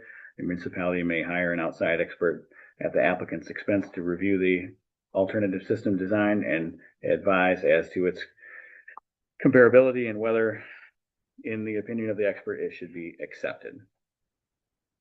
This standard, along with the subsections, has been satisfied with the submitted site plan dated August 8th, 2025. All 3 buildings in question have filtration now. And the EcoZorb was also submitted for the greenhouse, which was an approved attached condition prior in 23. And that is all notated in the site plan. I will say that the only thing that I did notice is that it doesn't specifically say how many are going to be used. But if you look on the fine print there, they have to pull the permit for the ventilation, and then that will dictate how many they use, because that's when you size the building and permitting and all that other stuff. But the standard is satisfied because all three buildings have that in place, and they have an odor mitigation plan for the outside growing stuff as well. Any question on that? Okay, 7, security cameras. Security cameras shall be directed to record only the subject property and may not be directed to public rights of way as applicable, except as required to comply with the licensing requirements of the state of Michigan. The standard has been satisfied with the submitted site plan dated August 8th, 2025, and the submitted operational plan dated 9/16/25. They reference the cameras, they reference the security, and they reference location of cameras, especially along the trails and then on the outsides of the buildings. Any questions on the security camera standard? Okay. 8, residency grower. As a specific condition of the special land use for growers, an owner of the subject property or the license associated with the subject property shall either provide a caretaker residence as defined herein in a separate building with 24-hour staffing, or provide a 24-hour, 7 days a week staff security presence on the property. A direct phone number shall be supplied to the local law enforcement. This standard has been satisfied with the submitted site plan August 8th and submitted operational plan dated 9/16/25, where they specifically reference the security company, I believe, that they're using, and as well that it's, manned, and they've provided all that information as well. Any questions on that? 9, waste management plan. The applicant shall establish a waste management plan at the minimum in compliance with state regulations. This standard is unsatisfied both within the site plan and operational plan that was submitted. Applicant, I did not see anything about a waste plan. My understanding is that you guys they are doing something that is regulated by the state. CRA regulates. The CRA. Strictly. Okay, I think it's CRA, right? It's a theory, yeah, there's manifest for waste laws okay. and all that stuff. What we are gonna do is add it as a condition that you put that in your operational plan. Sure. Just whatever that is, that we reference the minimum state requirement. So we would like to see what that is, please. Sure. I'll send you a copy. Okay, thank you. Did anyone have any questions about that? So that was not something that was, they are not adhering to that portion of the ordinance, but they have just indicated that they will with no trouble. 10, safety compliance facilities. The safety compliance facility shall not be located in the same facility as nor under the same ownership as a marijuana grower, processor, retailer, or micro business. The standard is not applicable with the site plan and operational plan that has been submitted because they are not doing both of those at the same location. 11, subsequent construction. If after a marijuana facility has been approved, a protected use is located within the buffer zone, that does not gain protected use status from the existing marijuana facility, and additional marijuana facilities may be located on the previously approved marijuana facilities parcel. This standard is satisfied as there is no current construction or proposed construction that the township is aware of at the time of this application that is considered a protective use. Nobody's pulled a permit in the last couple hours, right? Nope. Okay.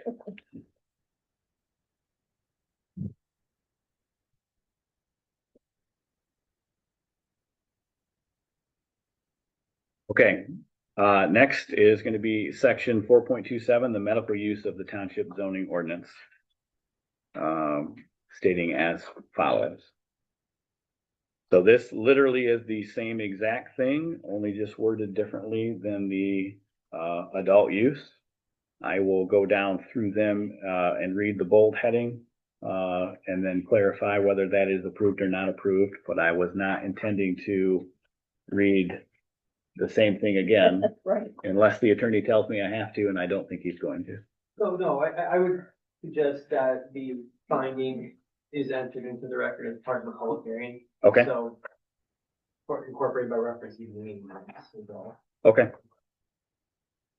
All right, so what the attorney is advising us there is that this finding of fact will be entered into the record as far as the meeting minutes goes. I still will go down through and just read the general headings because there are a few that are a little bit different, and then just whether or not they were satisfied or not satisfied. Just quickly for our own reference. Okay, guys? Okay.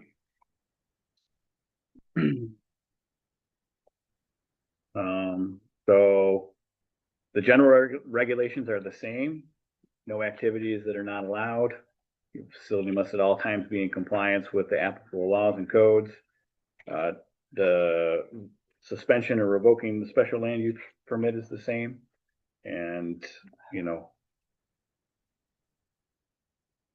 application and approval is the same. Annual review and rescission, again, just so the applicant understands, that is the same for both types of licenses. So if we have a ton of complaints or, so on and so forth, you should expect that we would have a meeting and we would try and address that issue together. And that also states that, if you violate any of the conditions of, your approval, past or present, or, we can address that at that time as well. Okay. And again, that's new. The liability insurance standard is the same. Marijuana growers under medical buffer zones 1,000-foot radius of any public or private elementary school, secondary school is the same, public library. We have addressed that issue. The 500-foot radius of any property occupied by a playground, public park, public housing, religious institution, public or private vocational school, state licensed childcare, any public swimming pool, youth facility, outdoor rec, or public recreational facility, youth center, juvenile, halfway house, correctional facility, or rehab. The residential use is the same 250 foot for medical marijuana. It cannot be in a 250 foot radius of any property occupied by a residential use, which we have covered. The measurement of the buffers is the same. The zoning administrator is going to interpret that structure to structure as it is within the ordinance and other uses. We will correct that via our text amendments as we get going. Measurement of the municipal boundary is the same 250 foot, and they are not within 250 foot of another building. Building floor space, the following standards apply. This is a little bit different, so I will read this one. If only a portion of the building is authorized for use, marijuana grow operation, a partition wall or height of a height as required by the applicable building code shall separate the marijuana grow operation space from the remainder of the building. A partition wall must include a door capable of being closed and locked for ingress and egress between the marijuana production space and the remainder of the building. This standard is satisfied with the submitted site plan on August 8th, 2025. Anywhere they have bathrooms or enclosed stuff, I believe they have proposed partition walls, I guess. And then showing you the egress and egress. Lighting shall be regulated as follows. Light cast by light fixtures inside any building used for marijuana production or marijuana processing shall not be visible from the outside of the building. This standard is satisfied with the submitted site plan dated August 8th and the submitted operational plan dated 9/16. Concerning the greenhouse, they have proposed screening or curtains, I guess, if that's what you want to call them, that is on, I think it's towards the back. Claudia and I were trying to find it, but it's towards the back, and they are aware that no light can be, outside, and that standard is also met. Odor is the exact same as the adult use, standard being satisfied from the site plan submitted and operational plan. They have indicated that they are going to be complying with that section. Security cameras, also the same. Residency, also the same. And waste management plan, also the same. Waste management plan under the medical is also not satisfied, but they've indicated that they will do so.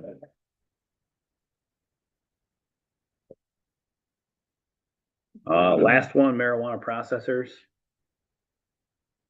They do process their product according to their operational plan. So we will go ahead and just cover those real quick. Again, these are all the same as well for a grower or, a processor grower. They're all the same, but we'll go ahead and just briefly touch on them. Buffer, 1,000-foot radius of any public or private elementary school.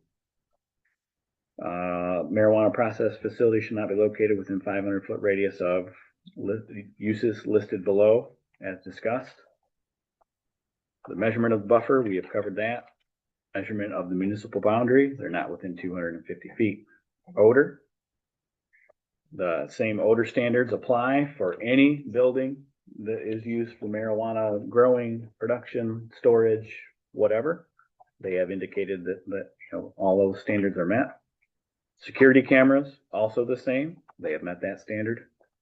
And then waste management plan, which we have covered how they will take care of that. Does anyone have any questions on the planning commission about the standards that we have just reviewed? I do not. Okay, does anyone need to have anything clarified in the site plan now that we've went through those standards? as to a location of, where they might be showing us a security camera or something like that. Okay, Kevin, are you, okay, you don't need anything clarified in the site plan itself? No. Okay, all right.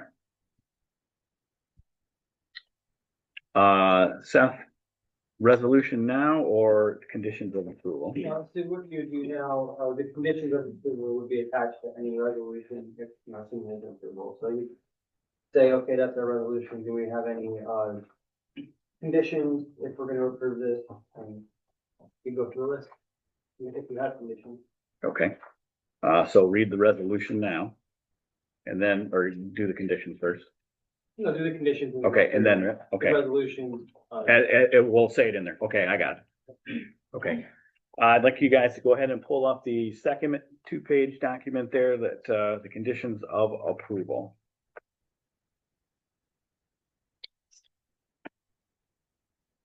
And again, these will all be attached for the record, for the public, in the meeting minutes. As part of the record. Everybody got those in front of them? Okay. Conditions of approval, special use permit conditions. The Charter Township of Bedford Planning Commission would attach the following reasonable conditions pursuant to section 1304 of the zoning ordinance and site plan approval as authorized by section 1303D 1B of the zoning ordinance. All conditions are intended to ensure that the project complies with the requirements of the zoning ordinance. 2. The attached conditions, the Charter Township of Bedford Planning Commission attaches the following conditions: Mansing LLC special land use application for marijuana product facility addressed as 21736 Bedford Road, Battle Creek, Michigan, parcel number 04015-00701 and 04090-10205, and Wells 154 Wells Drive, Battle Creek, Michigan, parcel number 04090-10205, proposed to be combined as depicted in this site plan dated August 8th, 2025, subject to the terms and conditions set forth below. And I'm going to go ahead and read each of these individually, and then we can have discussion if there's any question on them as we go. A, all applicable requirements of the zoning ordinance must be met in their entirety, as well as all other applicable laws, ordinances, and rules of the federal, state, county, and township governments. Any deviation from the approved permit and site plan approval and terms requires planning commission approval. So just to clarify for the applicant so that I can say that I did, what you're proposing, what we have in front of us today is going to be entered into the record, and any deviation of that would be needs to be come back to us for either a site amendment or would be considered a violation of your special land use. B, as a condition of approval, the applicant must successfully combine the parcels and provide the updated information to the zoning administrator within 30 days of completion. Questions from the team? Okay. C, Mansing LLC shall submit a performance guarantee to be deposited with the township to ensure faithful completion of the improvements as required in section 1304B10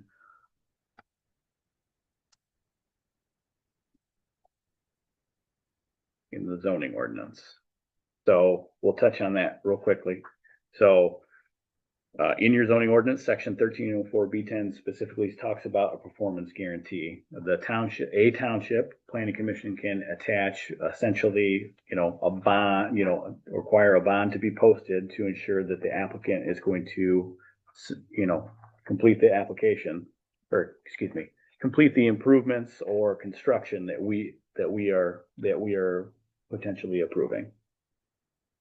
That is something that is new to the zoning ordinance. Something that I think is worth doing. We do have a greenhouse that has sat half built for a little while. As far as that goes, Seth, if you just wanted to run down how we'll attach that.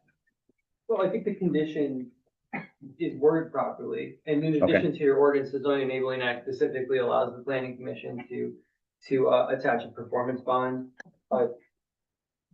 for as a condition of approval for covering the estimated cost of improvements, and they have to deposit either to the township board, either to ensure the faithful completion of those improvements. The performance bond shall be deposited at the time of the issuance of the permit authorizing the activity or the project. The township may not require a deposit of the performance guarantee until it is prepared to issue the permit. So you're not gonna be issuing anything tonight, right? That's more of a board decision, but I think that's something the applicant needs to be aware of. Because I don't know if that was previously discussed with the applicant or not, but it's being discussed here and you have the lawful authority to do it. And that's essentially it. I mean, that's the summary. You can do it and it ensures that the greenhouse is going to be built. Correct. Now, in that, I'm sure that as long as they're making good faith, attempt, they could come to us for an extension, because I believe the zoning ordinance says within 12 months, that has to, you have to complete your project. Times there, could be extenuating circumstances, labor, weather, material, so on and so forth. My understanding is they would just need to come back to us and ask for an extension, which can be granted, I think, 6 months at a time. I believe so. Okay. And also just, I don't know what the amount of the bond would be. Okay. So that's something that an engineer could probably answer for you. Okay. Does the applicant have any questions about why we're doing that or what that may look like? Okay. All right. D, Mansing LLC shall reasonably maintain the plant material installed as part of the vegetative buffer and odor mitigation for the life of the project. Mansing LLC shall replace any dead or diseased plant material by the end of the next growing season, if possible, and if not, as soon as reasonably possible, and as approved by the zoning administrator. So that ensures that what they have proposed on their landscape plan at a minimum will always be maintained. And that is their responsibility to maintain that as a condition of approval. And that also outlines the process of whether, if it's in the winter or not, you do it as soon as possible or the next growing season. Any questions on that? E, Mansing shall agree to a vegetative buffer, evergreens, to visually screen the new proposed storage facility on Wells Drive from the adjacent residential uses. So what the planning commission, I think, is, we heard from a couple residents on the road concerned about, traffic and, also probably seeing them coming in and out of the building. What the planning commission would like to see on your site plan for Wells is some form of a vegetative buffer. Doesn't have to necessarily be evergreen spruce trees, could be arborvitae trees, could be, bushes of some kind. But we would like to see that, a minimum height of, 6 feet on that at the time of planning. And that is to screen from the residential uses that, I guess, trying to get my bearings here. If you're coming down the road, what is that? To the east? So South, to the south, north, I guess. south. More, okay, so it's north, south, to the south. Applicant, any questions on that? Planning commission, any questions on that? No. That addresses the concern from the residents, Right. and also I think is probably just good practice in general there. Because they can't have a fence there Right. for stated reasons, so providing an evergreen buffer, I think is a good thing. Yeah, prior to construction permit issuance, the applicant must provide a fully resubmitted set of documents containing all resubmitted document agreements and site plan revisions. A complete hard copy and one digital copy shall be submitted to the zoning administrator for review and confirmation. So that you don't have to have the entire site plan done again, but we just talked about, we'd like to see the landscaping on the actual site plan. So you could have them change that one sheet and then submit an updated full and complete package.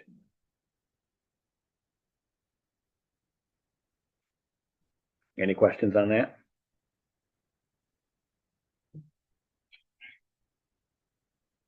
G, construction, delivery, loading and unloading hours shall be between 7 AM and 6 PM, Monday through Friday, and no Saturday work shall begin before 8 AM. Work conducted outside of these established dates and hours require prior written approval from the township supervisor or designee.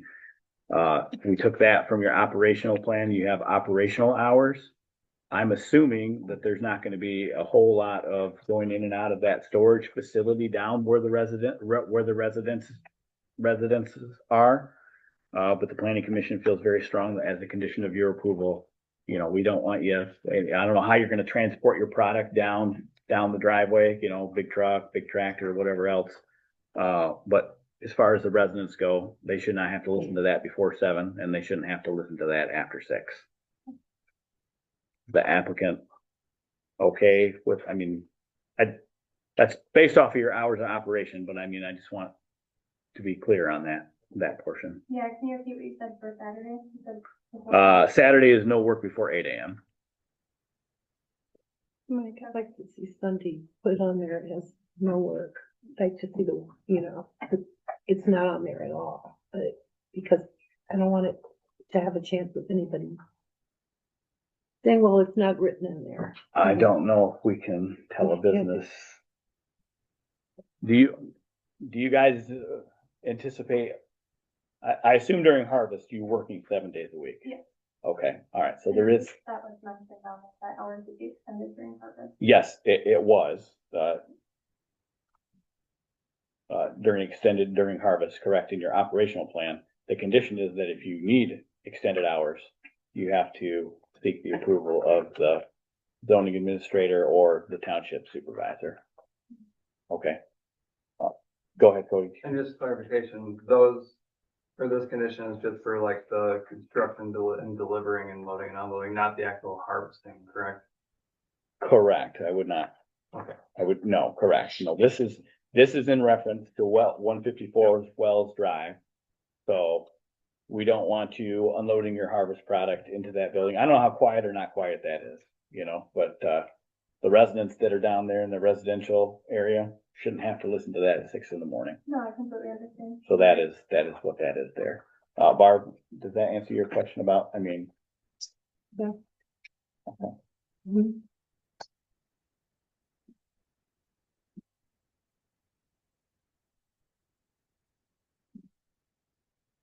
H, the applicant shall provide written verification that the project maintains a current insurance policy as required by this ordinance to the township clerk. We've discussed that. They've said that they will get that to us, but that will be a condition of approval. I, for non-emergency access, the township and its representative shall have the authority to inspect the project and or accessory structures upon a reasonable notice of at least 48 hours, Monday through Friday, to Mansing LLC or a future owner and or operator. The owner and or operator may require that a representative of the owner and or operating company, the township and or its representative.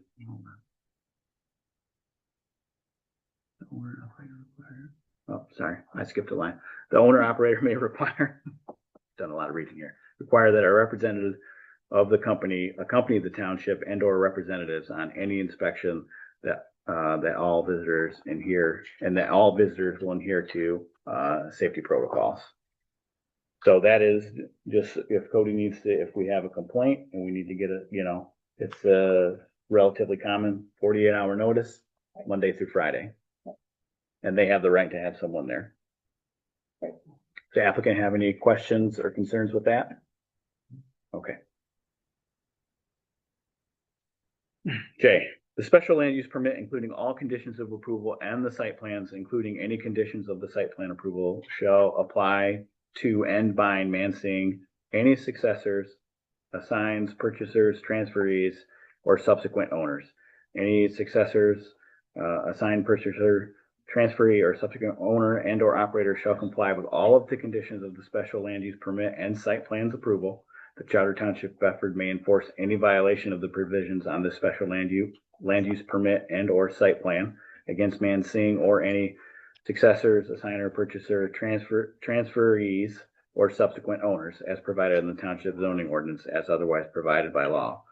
Any violation of these conditions is considered to be a violation of the township zoning ordinance, a nuisance per se, and the township may seek to adjoin such violation and or otherwise enforce these conditions as provided by law. A memorandum of the finding of fact and conditions of approval shall be recorded in the Calhoun County Register of Deeds office. This is also something that is relatively new to the Planning Commission. I feel very strongly that this is an appropriate condition for any special land use, especially one where there could be a transfer of ownership, a lease of the property. There is no confusion this way as to what we meant to do here today to protect the residents and adhere to this ordinance. Can I build on that? Yes, please. Like I said, like special land uses run with the land. Okay, so it's not necessarily like that you're being singled out for something. It's more of if, like, whatever, one day you sell the property, you sell the business, you sell the property. This is common. Yeah, okay, throughout the just- State of Michigan. Okay, I just wanna I get that question sometimes, just wanna make sure. Actually, I prefer. Perfect.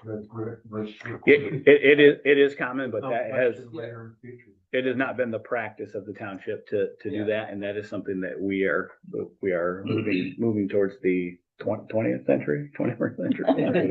Trying to figure it out, so. This also would include leasing, right? Correct, yes. So it runs with the land, so it's gonna get attached to the deed, but that's, if they lease it, your leaser, somebody who buys it, they have to comply with the zoning ordinance and any conditions that we set forth today. Any questions on that? Nope. Okay. Seth, did you have anything else to add or no? On that? Oh, no. Okay. Mansing, K. Mansing, shall notify the township in writing at the time of any transfer of ownership, operator, or maintenance provider via certified mail to 115 South Gildrich Drive, Battle Creek, Michigan, 49037. This letter shall be to the attention of Office of the Township Supervisor, Township Clerk, Township Planning Commission Chairperson. And that is so that we know if there is a change in ownership, we know about it. They want to. Yeah. What does that say, sign? It's that way, several places. Dan spell check. Yeah, I We'll, was gonna bring that up later. There's we'll clean that up. multiple promise. places.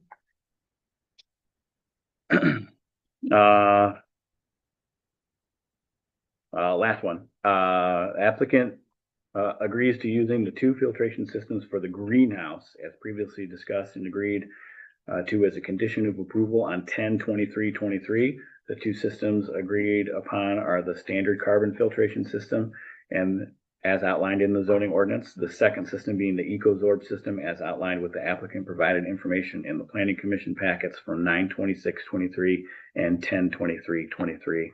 I will also note that they had noted that EcoZorb system in the greenhouse site plan dated on August 8th of 2025.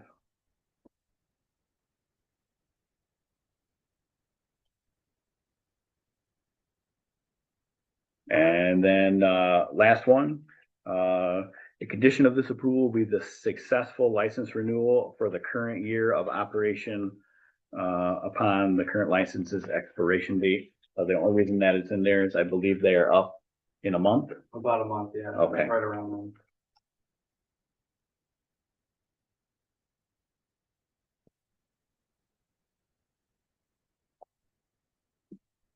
All right. Does anybody have any comments or questions about those conditions as I've read them? Any conditions that they would like to discuss adding?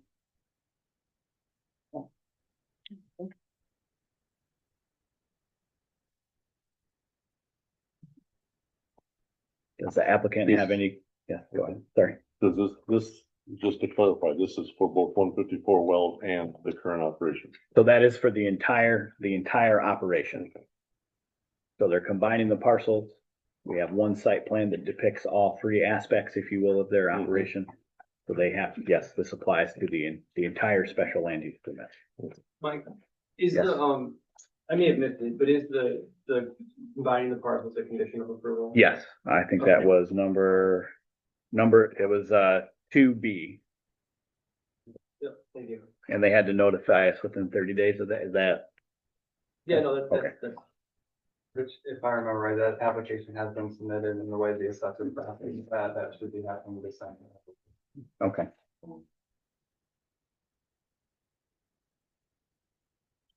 Does the applicant have any questions or concerns regarding the conditions of approval as we have just read them? As far as the assessor, since that will be done until December, will we not be able to be approved? I'm sorry, point of order. The public needs to sit down. We're in discussion right now. Now is not the time to use our attorney as your private whatever. If you have something that you'd like to say, you are more than welcome to do it at the next public comment time.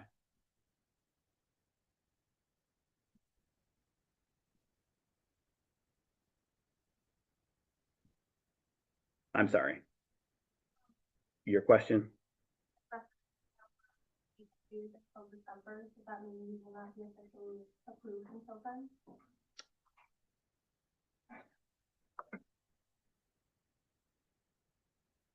Steph. I'm sorry. So, her question is, if the assessor cannot, approve the combined parcels, does that mean that they would not be able to be approved until December? Yeah, condition. Okay. Why that won't happen. No, she just, the way the board review and stuff works. Is it they're zoned differently currently, or used, not zone, class differently? So it goes through the board of review to get approved. Yeah, so, I mean, is that a problem? So I'm assuming you want to get into your storage facility as soon as possible? Right. Okay. Okay. I mean, they've had that application in for over a year. Is there any, Seth, I mean, I understand it's a condition of approval. Like if they don't do it within a set time, right, I mean, it's certainly it's not the applicant's fault that they've been waiting on this for a year. Right. I remember when we went through this in the spring too, the assessor had provided a letter. Or like, statement saying, we are doing this. Right. Once Okay. board I review remember comes seeing around. Okay, all right, so the question here is, Seth, if we have a letter from the assessor that they are making a good faith effort to do it and they're just waiting on her, that should not preclude them from getting the approval. So. I will say if that, for whatever reason, is not followed through on, that would be a violation of the condition of approval. But I mean, I think that they've waited long enough to get that done, so I don't. And understand too, applicant, that, so we'll either approve or deny, and then a recommendation letter will go to the board. And because they have the ultimate final say at this time. I guess what I'm saying is you're not gonna move in there tonight, but I don't think you realize that. Right. So, okay. Does that answer your question? And is that a satisfactory, I guess, compromise, if anything? Okay. All right. Is there anything else that the commission would like to discuss or anything they'd like clarified? Now that we've read all the conditions, we've done the finding of fact, we've heard from the applicant, we've heard from the public. I have nothing. Barb? Kevin? No, Me? Tony? Okay.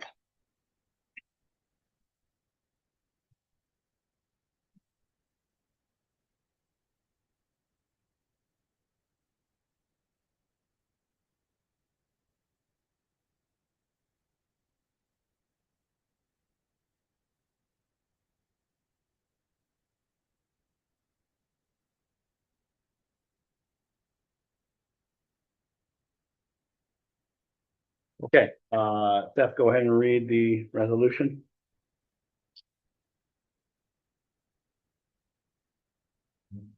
Or can I just, I mean, I could, whatever you want.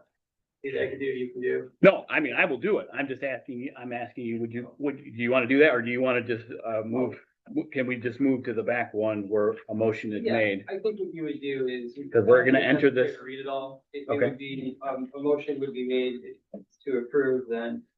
And the last page, page 14, it Yep. says be resolved by whoever the moving commissioner would be supported by, if someone does support, to adopt this resolution, recommend approval with the conditions that were, with the proposed conditions attached. And you make a recommendation of approval. You know what? I've done a lot of reading. I can do a little more. I will read the full resolution. Okay, so this is resolution number 2502. At a regular meeting of the public, at a regular meeting and public hearing of the Charter Township of Bedford Planning Commission held on 28th day of October, 2025 at 6 p.m. Whereas on or around October 6th, 2025, the Charter Township of Bedford received an application for special land use permit and site plan review from Mansing LLC, 21737 Bedford Road, Battle Creek, Michigan, 49017, on behalf of the owner Heath Tishner for special land use and site plan review for the property addressed as 21736 Bedford Road, Battle Creek, Michigan, parcel number 04015-00701 and 04090-10205 and 154 Wells Drive, Battle Creek, Michigan, parcel number 04090-10205, proposed to be combined, located within the township to use as a marijuana product storage facility. 21737 Bedford Road is approximately 94 acres in size. 154 Wells Drive is approximately 7 acres in size. Whereas the Township Planning Commission held a duly noticed public hearing in the compliance with the Open Meetings Act on October 28, 2025, to consider the application and to receive input from the public, Mansing, and other stakeholders. And whereas, in reliance upon Mansing's representations, the Planning Commission has reviewed the application and found it to be satisfactory, subject to certain reasonable conditions stated in this resolution pursuant to the zoning ordinance that are necessary to protect the best interests of the township and surrounding property and to achieve the objectives of the zoning ordinance. Now therefore be it resolved by the Township Planning Commission approves the project special land use and approves the site plan subject to conditions within this resolution.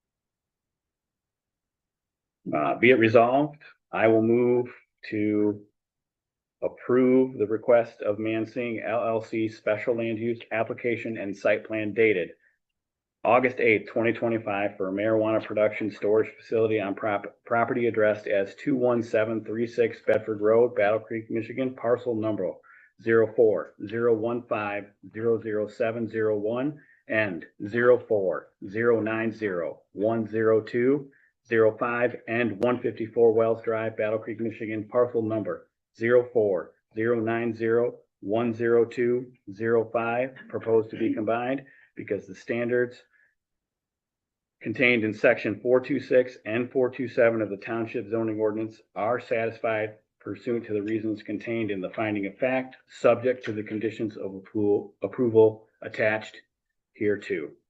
Do I have a second? I'll second.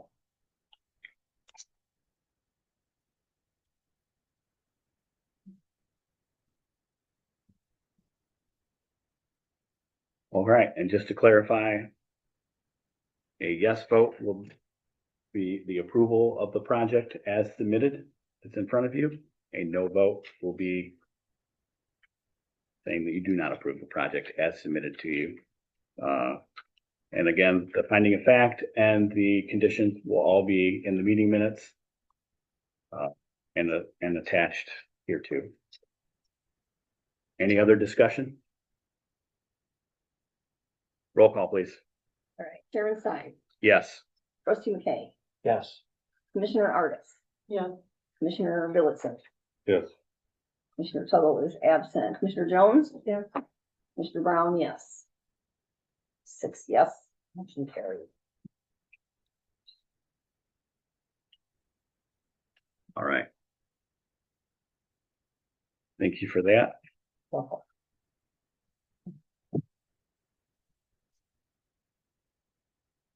8:10. All right, at this time, I'm gonna move for a 10-minute recess to give us a little break here. We've been at it for a little over 2 hours before we get on to the next bit of stuff on the agenda. Do I have a second for that? I'll second. Okay, thank you.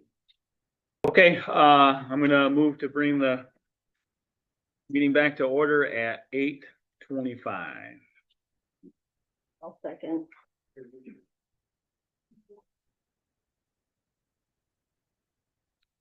Okay, next item on the agenda is a review of Article 4, Sections 401, 40 through 407, Sections 416 to 424, and review Articles 2, 7, 14, and 15. I was just asked by a commission member if we were actually going to do that, being it's 8:30. So those sections are Kevin and Tony's. Do you guys And mine. have a pretty big, are you sure? I think you're on, you're next. Yeah, you're Oh, you're in yeah. November. Oh, yeah. Here, turn my mic on, this help. Do you guys have a pretty long list? No, only had one thing and that was just strictly housekeeping. Okay. Because we don't discuss police towers. Correct. No, it's not, because a lot of it from the last time we did, I covered some of it there. I just mainly had a couple of questions and maybe about 8 different things, but it maybe can be answered in one question, 2 questions. Okay, I think what I'd like to do is I'd like to just try and push ahead here. If it gets too long in the tooth, we'll go ahead and we'll put it on next month's agenda. But Kevin, I guess let's start with you. What is the one thing that you caught in you were sections 416 through 424, correct? Correct. Yes. Okay. And let me get through it. And it was simply, as I said, it was just a simple housekeeping thing, and that is 4.22, where it says Road Commission of Calhoun County. It should be Road Department. Okay. And that was really the only thing, other than I did have a question. I did do some research under group daycare, not group daycare, I'm sorry. Childcare. Did we really want to get into what state what should be in here for amount of workers versus schools, because you got toddlers and all that stuff. But I did discuss it briefly a little bit with Cody, and it really sounds more like the LARA, the Michigan Licensing and Regulatory Agencies and licensure issue, instead of, because it does spell out what a daycare is. Okay. And all that stuff. So I would assume that we would not put that stuff in there. I mean, we have a definition of what we consider a daycare as, and then any licensing requirements, to get licensed by, is going to be and the state supersedes any of our stuff. Right. So we have a definition, and we have what zoning districts we allow that activity in, Yes. and whether it can be home based, and and all those things. And then we have the standards for review if that is a special land use. And so I would think that we would not get into that specific licensing in the zoning ordinance, because that's not a zoning issue per se. That is a licensing, more of it's not a police powers, because the board's not going to have anything to do with that. But that's a regulatory. Yeah, correct. Which is not necessarily in our purview as far as the zoning component goes. Right. Did that answer? That was the only other thing I had. Does that answer your question? Yes. Okay, and what sections or articles were those that you were doing? You were doing 15? I was doing 14 and 15? 16 to 24, isn't it? Well, the ones I had the question over, or what was I? Yeah, so you're also gonna review articles 14 and 15. Yes. Did you have anything? Did not have Okay. anything. All right, perfect. Okay. And again, so we will add that to our list of what we are gonna call non-text amendment related spelling, grammar type things. We will have that list compiled, and we will go over that list at one time together as a group, but we will add that as a typo essentially. Tony, Okay, you had sections 401 through 407. right. Do you want to start with your question, I guess? first, or Um, questions, or? Well, yeah, throughout this whole thing, in some places we say Bedford Charter Township, in other places we say Charter Township of Bedford. Okay, And I would think we'd clean it up so that everything would be, Uniform. uniform, yeah, because it's not, that happened in multiple different places. And then my understanding at the last meeting, when I brought up some stuff, is that if it's a special use, if it's zoned special use, then we were giving the zoning person discretion on the parking places because it doesn't match up what's on the chart back on section 7. It may say, it may not have anything for parking under uses in Article 4, but on the chart, in section 7, it did have like one for every 300 square feet or stuff like that. And sometimes we address it in Article 4, but not in the parking table itself. and then vice versa. Okay, So, but what was said is that if it's a special use, we didn't want to put it in the, for Article 4 is what was said at the last meeting is what I came away with. okay, so, So I wasn't sure yep, if I understood that correctly. I can answer, and I think tell you why it's different, I guess, in a sense. So, in the article itself, if there is something listed that's not a special use, the zoning administrator has an application for, whatever, and that's what he uses to define, tell the person, you're gonna open up a permitted business, this is how many parking spaces you need. For the special land use, that's gonna come to us, and then we would scrutinize that land use based on, how we determine that, as a use in either the parking section, I think that's 7, I think. Yeah. Okay. Yeah. So if we get, a good example is the application that we just did for lack of, it's all fresh in our minds, right?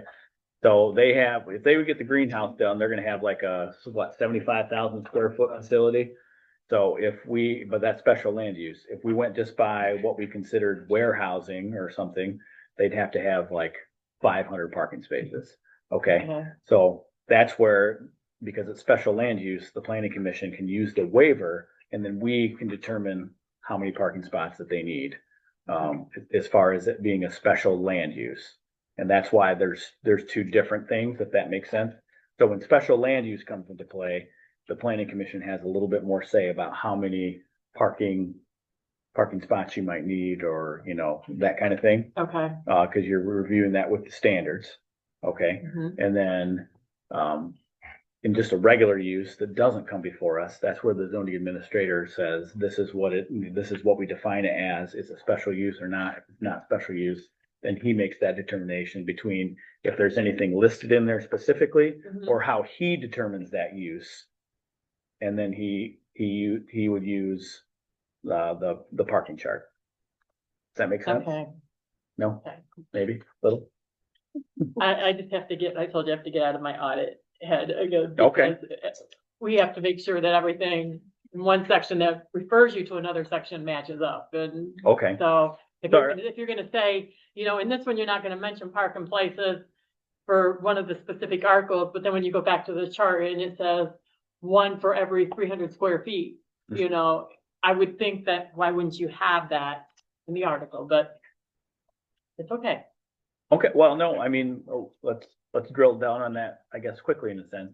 Would you like to see a change in how that is administered in the zoning ordinance itself?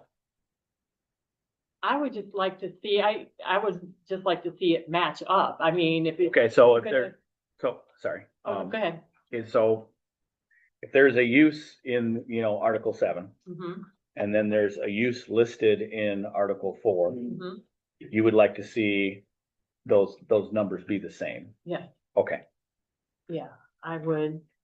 I mean, it'd be less confusion to me and would cause him less problems if something came up, or, us less problems. If we're gonna reference something, I think I don't have a problem doing that, but there are times when the zoning administrator has to make a determination on whether the use is permitted or not. And that's when he would be able to use the general standards in Article 7 to, tell you how many parking spots you need. But I understand what you're saying. Like if we literally just list the use, you would like to see the listed use match the table. The table, yeah. Okay. And then, I think that is something that we can probably flush out, don't you think, Cody? Okay. I want to skip over, because I'm going in order of my articles Okay, to the yep. chart. Absolutely. And if we go to Article 7 with that chart, some of these, when it refers to it, has 1 in parentheses, and it took me a minute to figure out what that was. When you go to the last page, it has number 1, and it says for those uses, and explains it. And that's the only thing that pertains to that chart. So I would think that would be an issue where we would make that a separate entity and explain that, okay, this definition here pertains to any one of these lines that has a 1 in parentheses, like farmer's market, government and public building. And it has that 1 in parentheses. Okay, can you tell me what page and? Oh, I'm sorry, No, you're okay. 126. All right. Well, there's actually some on 125 too, but then the definition for it's on 127.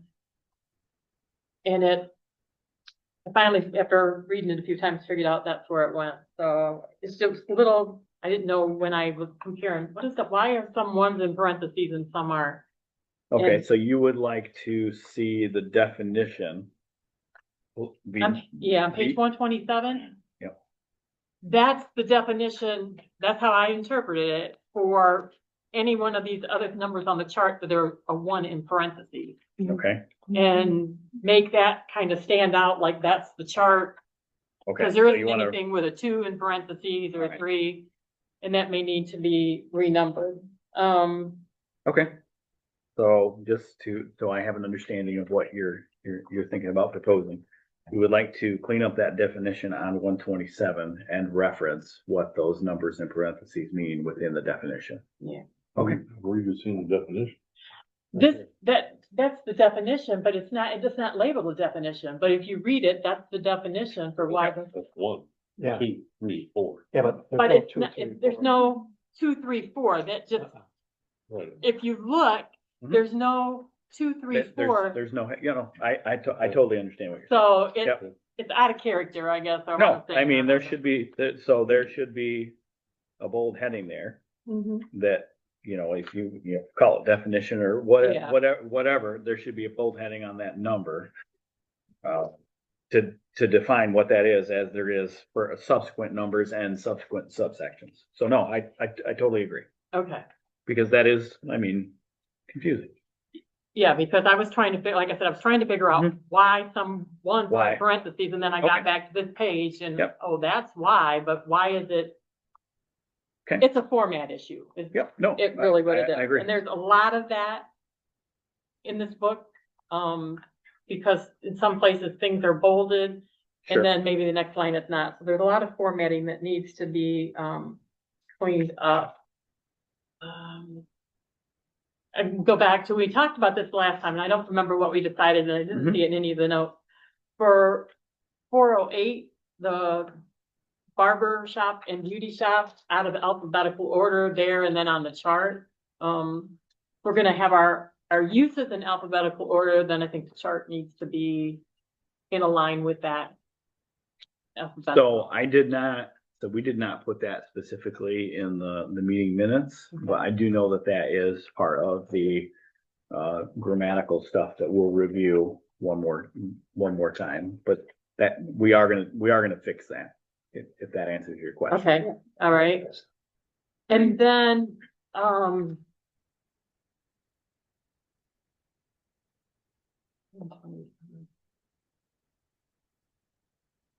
120. No, I figured that one out. On 128, the barrier-free parking spaces, Mhm. that whole chart needs to be updated. I went out to the state site and I went out to that public, act and then referenced the chart, and I went and I found a chart, and it actually even goes up to like 301 to 400 is 8 spaces. 401 to 500 is 9 spaces. 501 to 1,000 is 2% of the total parking provided in each lot. And then 1,001 over.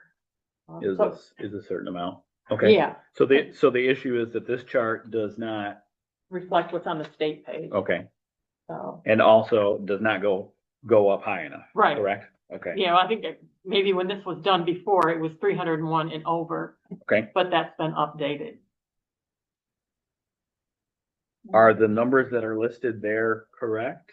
Yes, Okay, so the issue is that we don't have it. It's 301 to, the last, what, three, it sounds like three. 301 to 400 is 8. 401 to 500 is 9. 501 to 1,000 is 2% of the total parking provided in each lot. And then 1,001 and over is 20 spaces plus 1 for each, 100 spaces over 1,000. Okay. And I sincerely hope that we never have an application. I know, or something but I like thought, that. well, we need to match, we're gonna reference people to a I agree. site. I can't read my own writing. I'll have to send you that in email, the one on the van, because for the higher up numbers. Okay, They were- that's fine. No problem. That, the only other thing I had was, section 2 or article 2. Okay, And we had discussed, and that's in the minutes, adding rural to neighborhood residential district. Yep. To match. So that's what I came up with, because a lot of them were just, what I had was the chart and the uses not matching. okay. So, So if you could do me a favor send it to you. and send that to me, yep, so that I can combine that with the two lists that we already have going, that would be helpful. We certainly, Kevin, I can put that in our list. You only had one. So no problem there. But that will be extremely helpful in compiling all that so that, we kind of all have the same set. Yep. Yeah. Okay. Does anybody else have anything additional on those sections that they've noticed?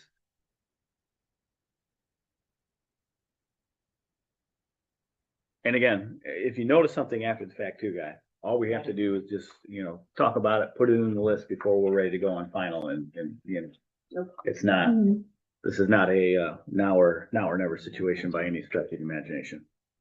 Okay. So I would anticipate, we'll finish up the last 3 sections at our November meeting. I will combine the list during our holiday break, and then when we come back in January, we will go over the entire list of everything that we have combined. And, I'll be able to send it out to you guys in plenty of time so that you can, refer back to your notes, the meeting minutes, your list, the list that we've been provided, and then you can, make sure we didn't forget anything, which I'm sure we will. Does anybody have anything else on anything tonight anyway? Okay. Next item on the agenda is going to be open public comment time. It can be about anything you'd like. We'll open that at 8:43.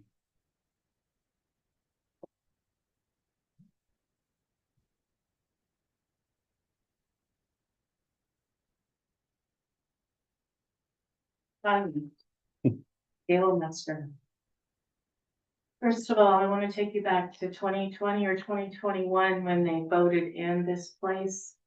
My husband and I did a lot of research, and we researched Colorado, California, different states that have had these pot farms for a long time, maybe 10 years. And from the research, it showed that they would never put a place like this in a place with a lot of people or this many people. Those things were brought up and discussed. We did that via phone because it was during COVID. There were, I think, 22 people from the township that did call in, and most of them, except for one lady, had said, we don't want this in our neighborhood. We don't want to have the odor. We don't want to have this problem. And it was voted in anyway. So it's not that these people didn't know, they just didn't listen. And they also don't live in our homes. I understand from Cody that this new manager is doing a lot of work, but this summer has been the very worst of odor. It is awful. My church down on Bedford Road, the Seventh Adventist Church, we've never smelled it there before. We're smelling it there. I still live at the same place down in the valley on Halbert. It is awful. We can't open our windows. We can't, it's the same thing, but it's worse. I woke up at 3:30 this morning and my bedroom is saturated with that smell. I live there. I've lived there 51 years. I don't want to put up with this stink. This is my home. I have 30 acres. I can't enjoy it most of the time. I was at this meeting 2 years ago when these people were trying to get their greenhouse put up. And I heard you people say that we're not going to give you a permit for that until this odor is taken care of better. This odor is worse than it was. Why are you letting them put up more buildings and get more buildings and put more storage? You don't live where we live. These people and us and others have to put up with this odor, and we should not have to. And I think it's your business to take care of this. I brought it to you before. It's in your ordinances that you are going to protect us from this, and you are not. You said you were getting an odor meter last spring. That did not happen. I'm lied to all the time. We're going to take care of this. You shouldn't have to put up with this. This is not fair. It's not right. And one last thing. I know that you think that Bedford Bible School is not an accredited school or a school, but I think I lost it. The NCES, which is .org, and he's got it, right? The attorney got the information about that site. Okay. They are listed there as a school, they've registered it as a school there. I know right now it may not be that they are, but all they have to do is register by this Friday and they will be a registered school. So you need to keep that under your hat. But I really wish you would do your job and protect your citizens like you say, because I'm sick of it. Thank you. Is there any other additional public comment? Steve Sitar again. I wish the folks were still here that represented the farm that was in question that we were talking about Manston earlier. First of all, I'm not 100% sure, and I will research this, that the plants that they have planted are actually filtration for the outside grow area there. I think it's more cover up, but I will investigate that. And I appreciate that they're making the extra effort to do that. But their plan, their odor mitigation plan is not working. You've heard it. I was one of those 22 people on a phone call back in 2000 or 2019 and 2020 or 2019. And that was brought up at that time. And there wasn't one plan on that property at that time. So how could the people complain about it? Second of all, I have something else to say. You said a little while ago, and I don't want to single anybody out and pick anybody apart, but I have to. You talked about in one portion when you were talking to Mr. Stagg about you want to protect the folks with that farm. You want to protect the community. You want to protect the township and the surrounding neighbors. I don't feel you're doing that. And I don't see, there's a lot of other people that's complained to us. I'm sorry they're not here. You wouldn't have a room big enough if you talk to the people. Steve Warren, Phil Sitar, my brother, and Jeanette Sitar, Eric Sitar, Christopher Sitar. They're all family members, but they're all scattered throughout the township. So there's a lot of other people that complain about that are either not retired or can't stay up till 3 o'clock. If you guys want to keep this meeting going till 5 o'clock in the morning, I'll do it.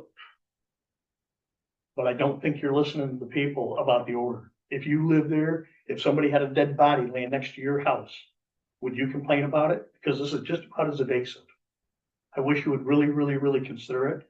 I know they can't do a whole lot more about the outside grow. You're talking about the mitigation for the inside growth. That's great. They can take care of it as long as they maintain it and it's functional for that size facility.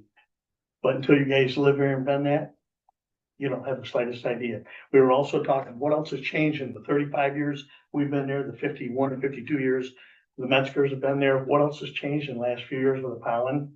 I don't care what they say until I hear it from a scientist or horticulturist.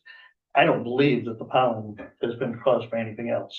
We've got bitterroot in the area now. We've got Russian autumn olive. I'm a sportsman. I'm very much an outdoorsman. I'm a conservationist. I really believe, and once again, sir, I think you're probably a great person otherwise, but I don't think you're protecting the citizens in that area. That's all I have to say, and thank you. I hope you, when you vote on these votes, I hope each one of you would say, hey, that's not bothering my house, but I hope you would put yourself in our position. I'm not moving because of a pot farm. I've got some other thoughts of some other things to do. Thank you. Thank you for your comments. Is there any additional comment?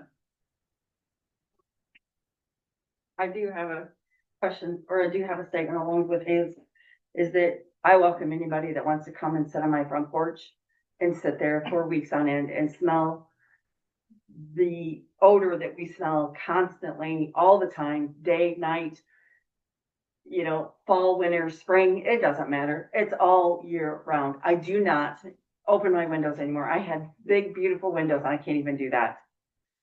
You guys, you, like you said, you want to protect the citizens. Well, you have to look at all of these citizens. There's a lot of citizens that haven't shown up today because they're tired of coming and raising their blood pressure and nobody's doing anything. Nobody's listening to them. They're only listening to the pot farms and the money at the bottom dollar money of everybody else. They're not listening to the people that have lived there for 50, 35 years, 20 years. They're not listening to them. They're only protecting the ones that are feeding them the money from the pot farms. So that's what I believe, and that's what I've seen. We've told them over and over and over again, we've come to the Bedford Township and told them and complained about them. Nothing's being done. Oh, well, where do you live? And I tell them where I live. Do they come up and down my road? No, they don't.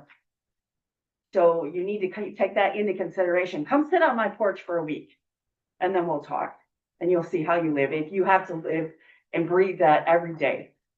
And that's not considering all the people that have health issues and how much of a health issue is this going to continue to be? Really? Does anybody know? No, they don't. So you protect all of your patients, all of your citizens, not just the elite ones. Thank you. Thank you for your comments. Are there any other additional comments?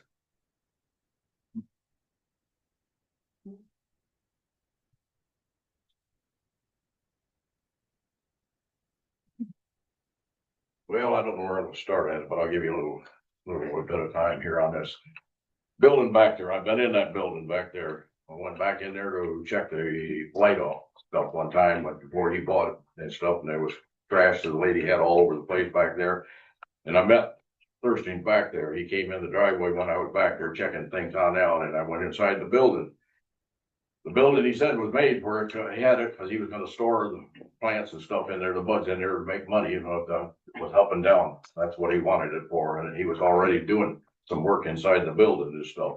Electrical work and stuff was going on and stuff. And I didn't know if Township would know about that. And ended there, he had permits to do it or not. But anyway, that's what the procedure was for. He was they have a 2-track now. It goes all around from there, down there, all the way back through the woods to the back of the pond, farm right there and stuff.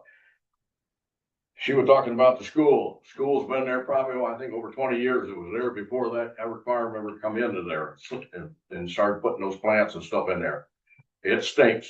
All month of October, I can smell it. I go outdoors all day long and working and stuff on out there. If I go back there to visit my wife's grave, I can smell it down there at the cemetery and stuff up there. Now, whether that building that he wants to store it in has got ventilations or stuff in there, I do not know if they put any of that in there. So, but there is a big tower there, communication tower right beside the place, almost back in there, a building. But like I say,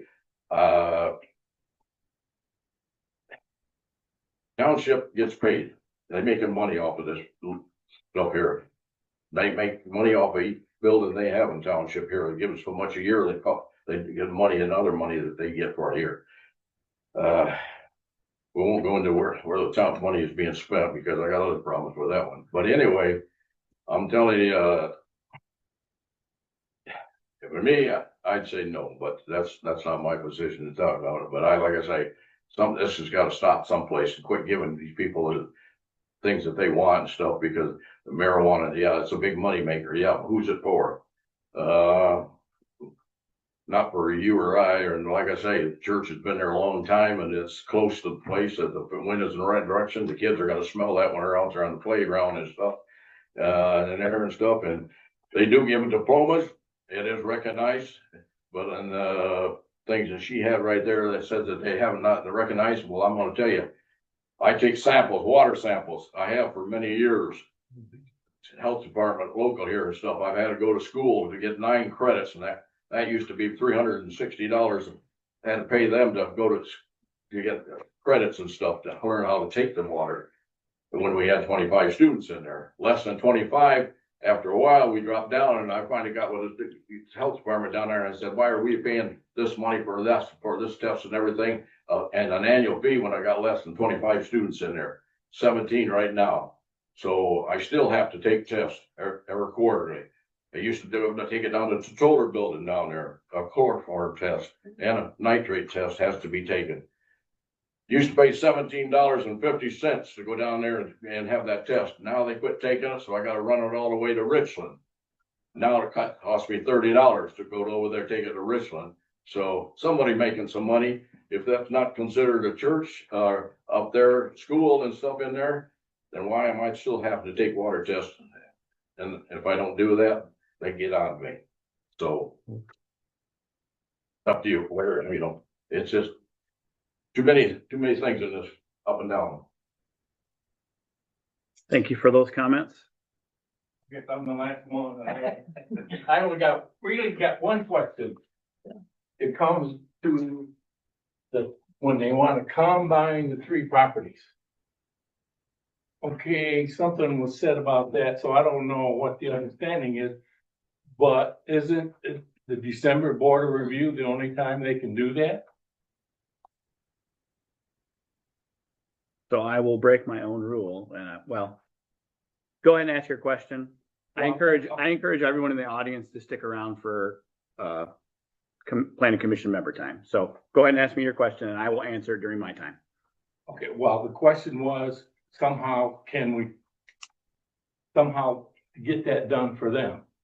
So I don't know. So my question is, if you're doing that for them before the December board of review, is that apropos? I mean, doesn't the state kind of dictate when the board of reviews are? I'm just asking. Okay. Because I was brought up.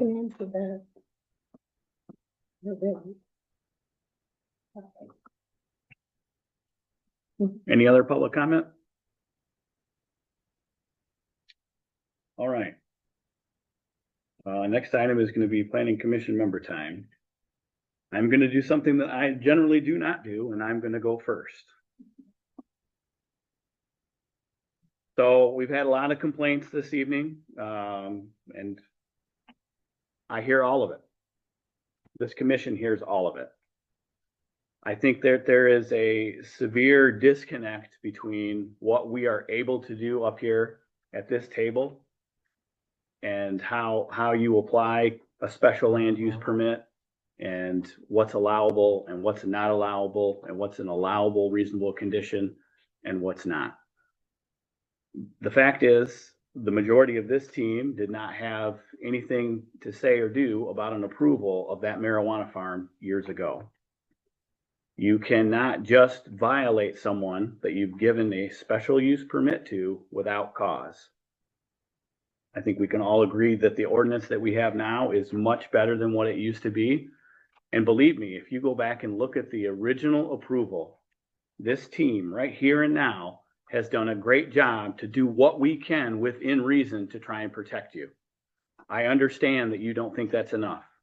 And I agree. If I had to live next door to it, I probably would be right there at the podium and upset just like you all are.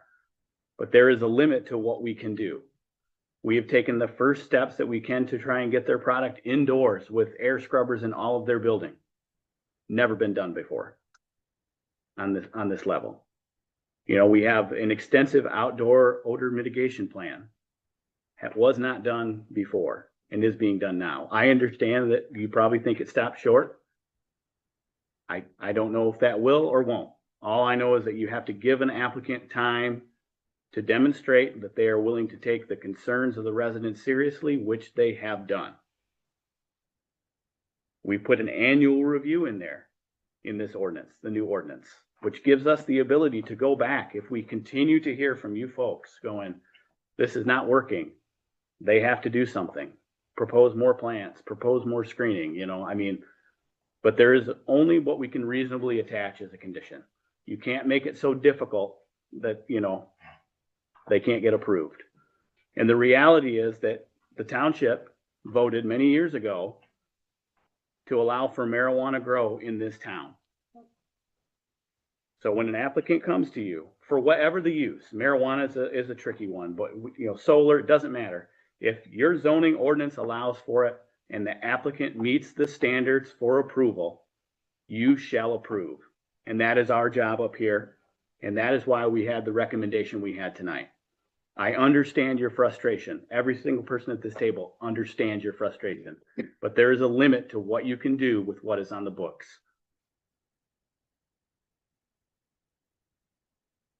Barb, I'll let you handle the order review. Okay.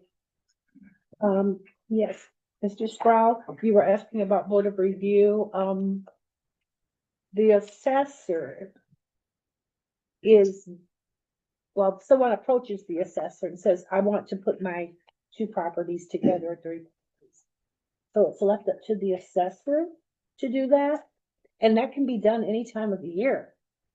So then the board of review is presented by the assessor with those things that, okay, these properties have changed. These two are going to be one property number now. So it's not something that happens in a specific time is all I'm saying. Yeah. That's all I ask. I know, and that's why I wanted to explain. I was just questioning, you know. So, Sure. you guys do one hell of a job of it. I've been it. I think Mike does an excellent job. Absolutely. I learned a lot tonight just from being here. Mhm. Whether I like it or don't like it Right. is immaterial. You did what you had to do. And Mike's right, and what he said is, he went through that point by point by point, and you really didn't have any other choice but to approve it. You either did it or it met the requirements or it didn't.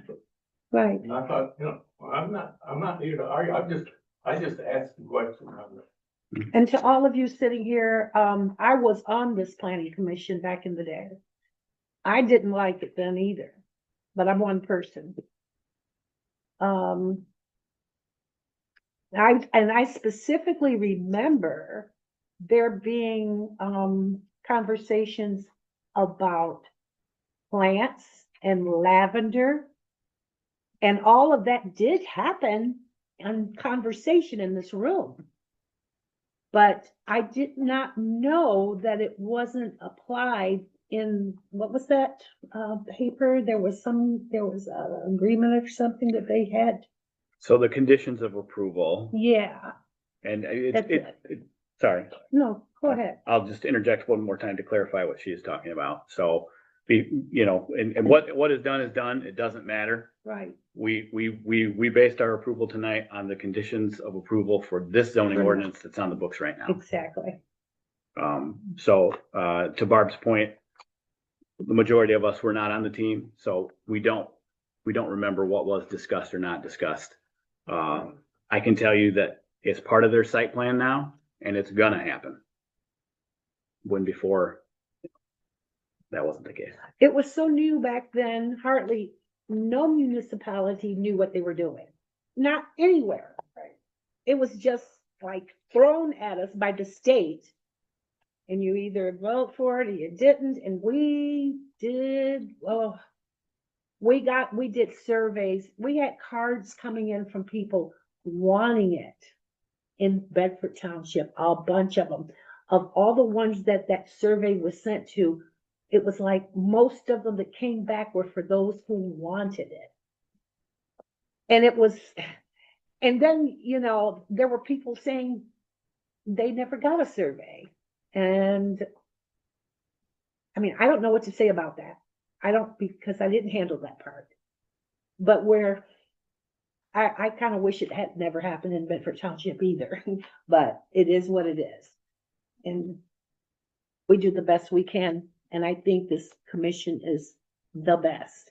I think we have gone over this so well. There's so much more that I even know now that I didn't know then. And we're trying our best to make sure that we can do the best that we can for you. It's not easy being up here, I'll tell you. But that's all I had. Thank you, Barb. Claudia? I have nothing, sir. Thank you. Kevin? I've often wondered, when I was a teenager, I'm probably as older than most people in this room.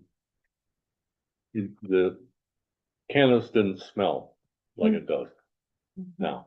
I know this is a hybrid, and I can only imagine, I wasn't on the commission in 2018 when this was all introduced, but if they went half with what they thought it smelled like versus what it does now with the hybrid plants, I think it probably would have been a lot different. I do too. But other than that, I don't know. Anything? Yeah. Thank you. Trustee McKay? Well, back in 2018, I was associated with another township to the west of here, Ross Township. And this was a big issue in Ross Township. It sure was. And at the time, we were not looking at recreational adult use. We were just looking at medical.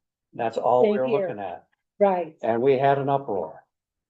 And the people didn't want it at all. And so that's what happened there. Unlike here, where evidently there was some sort of feedback that indicated it was desired, at least the medical part. And okay, we understood that loud and clear. The irony of all this is that the people of that township were so upset that when we did a survey about it, they were attempting to cheat on the survey because it was electronic. And they didn't realize that we could tell that the same neighborhood sent in 10 times the number of responses that were people in the neighborhood.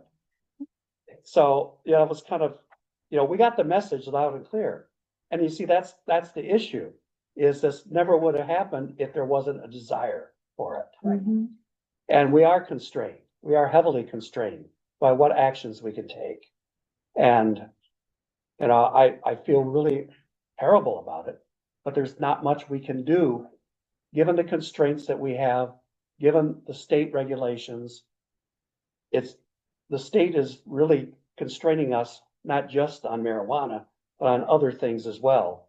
So they're taking more local control away from us. And I don't really like that at all. I agree.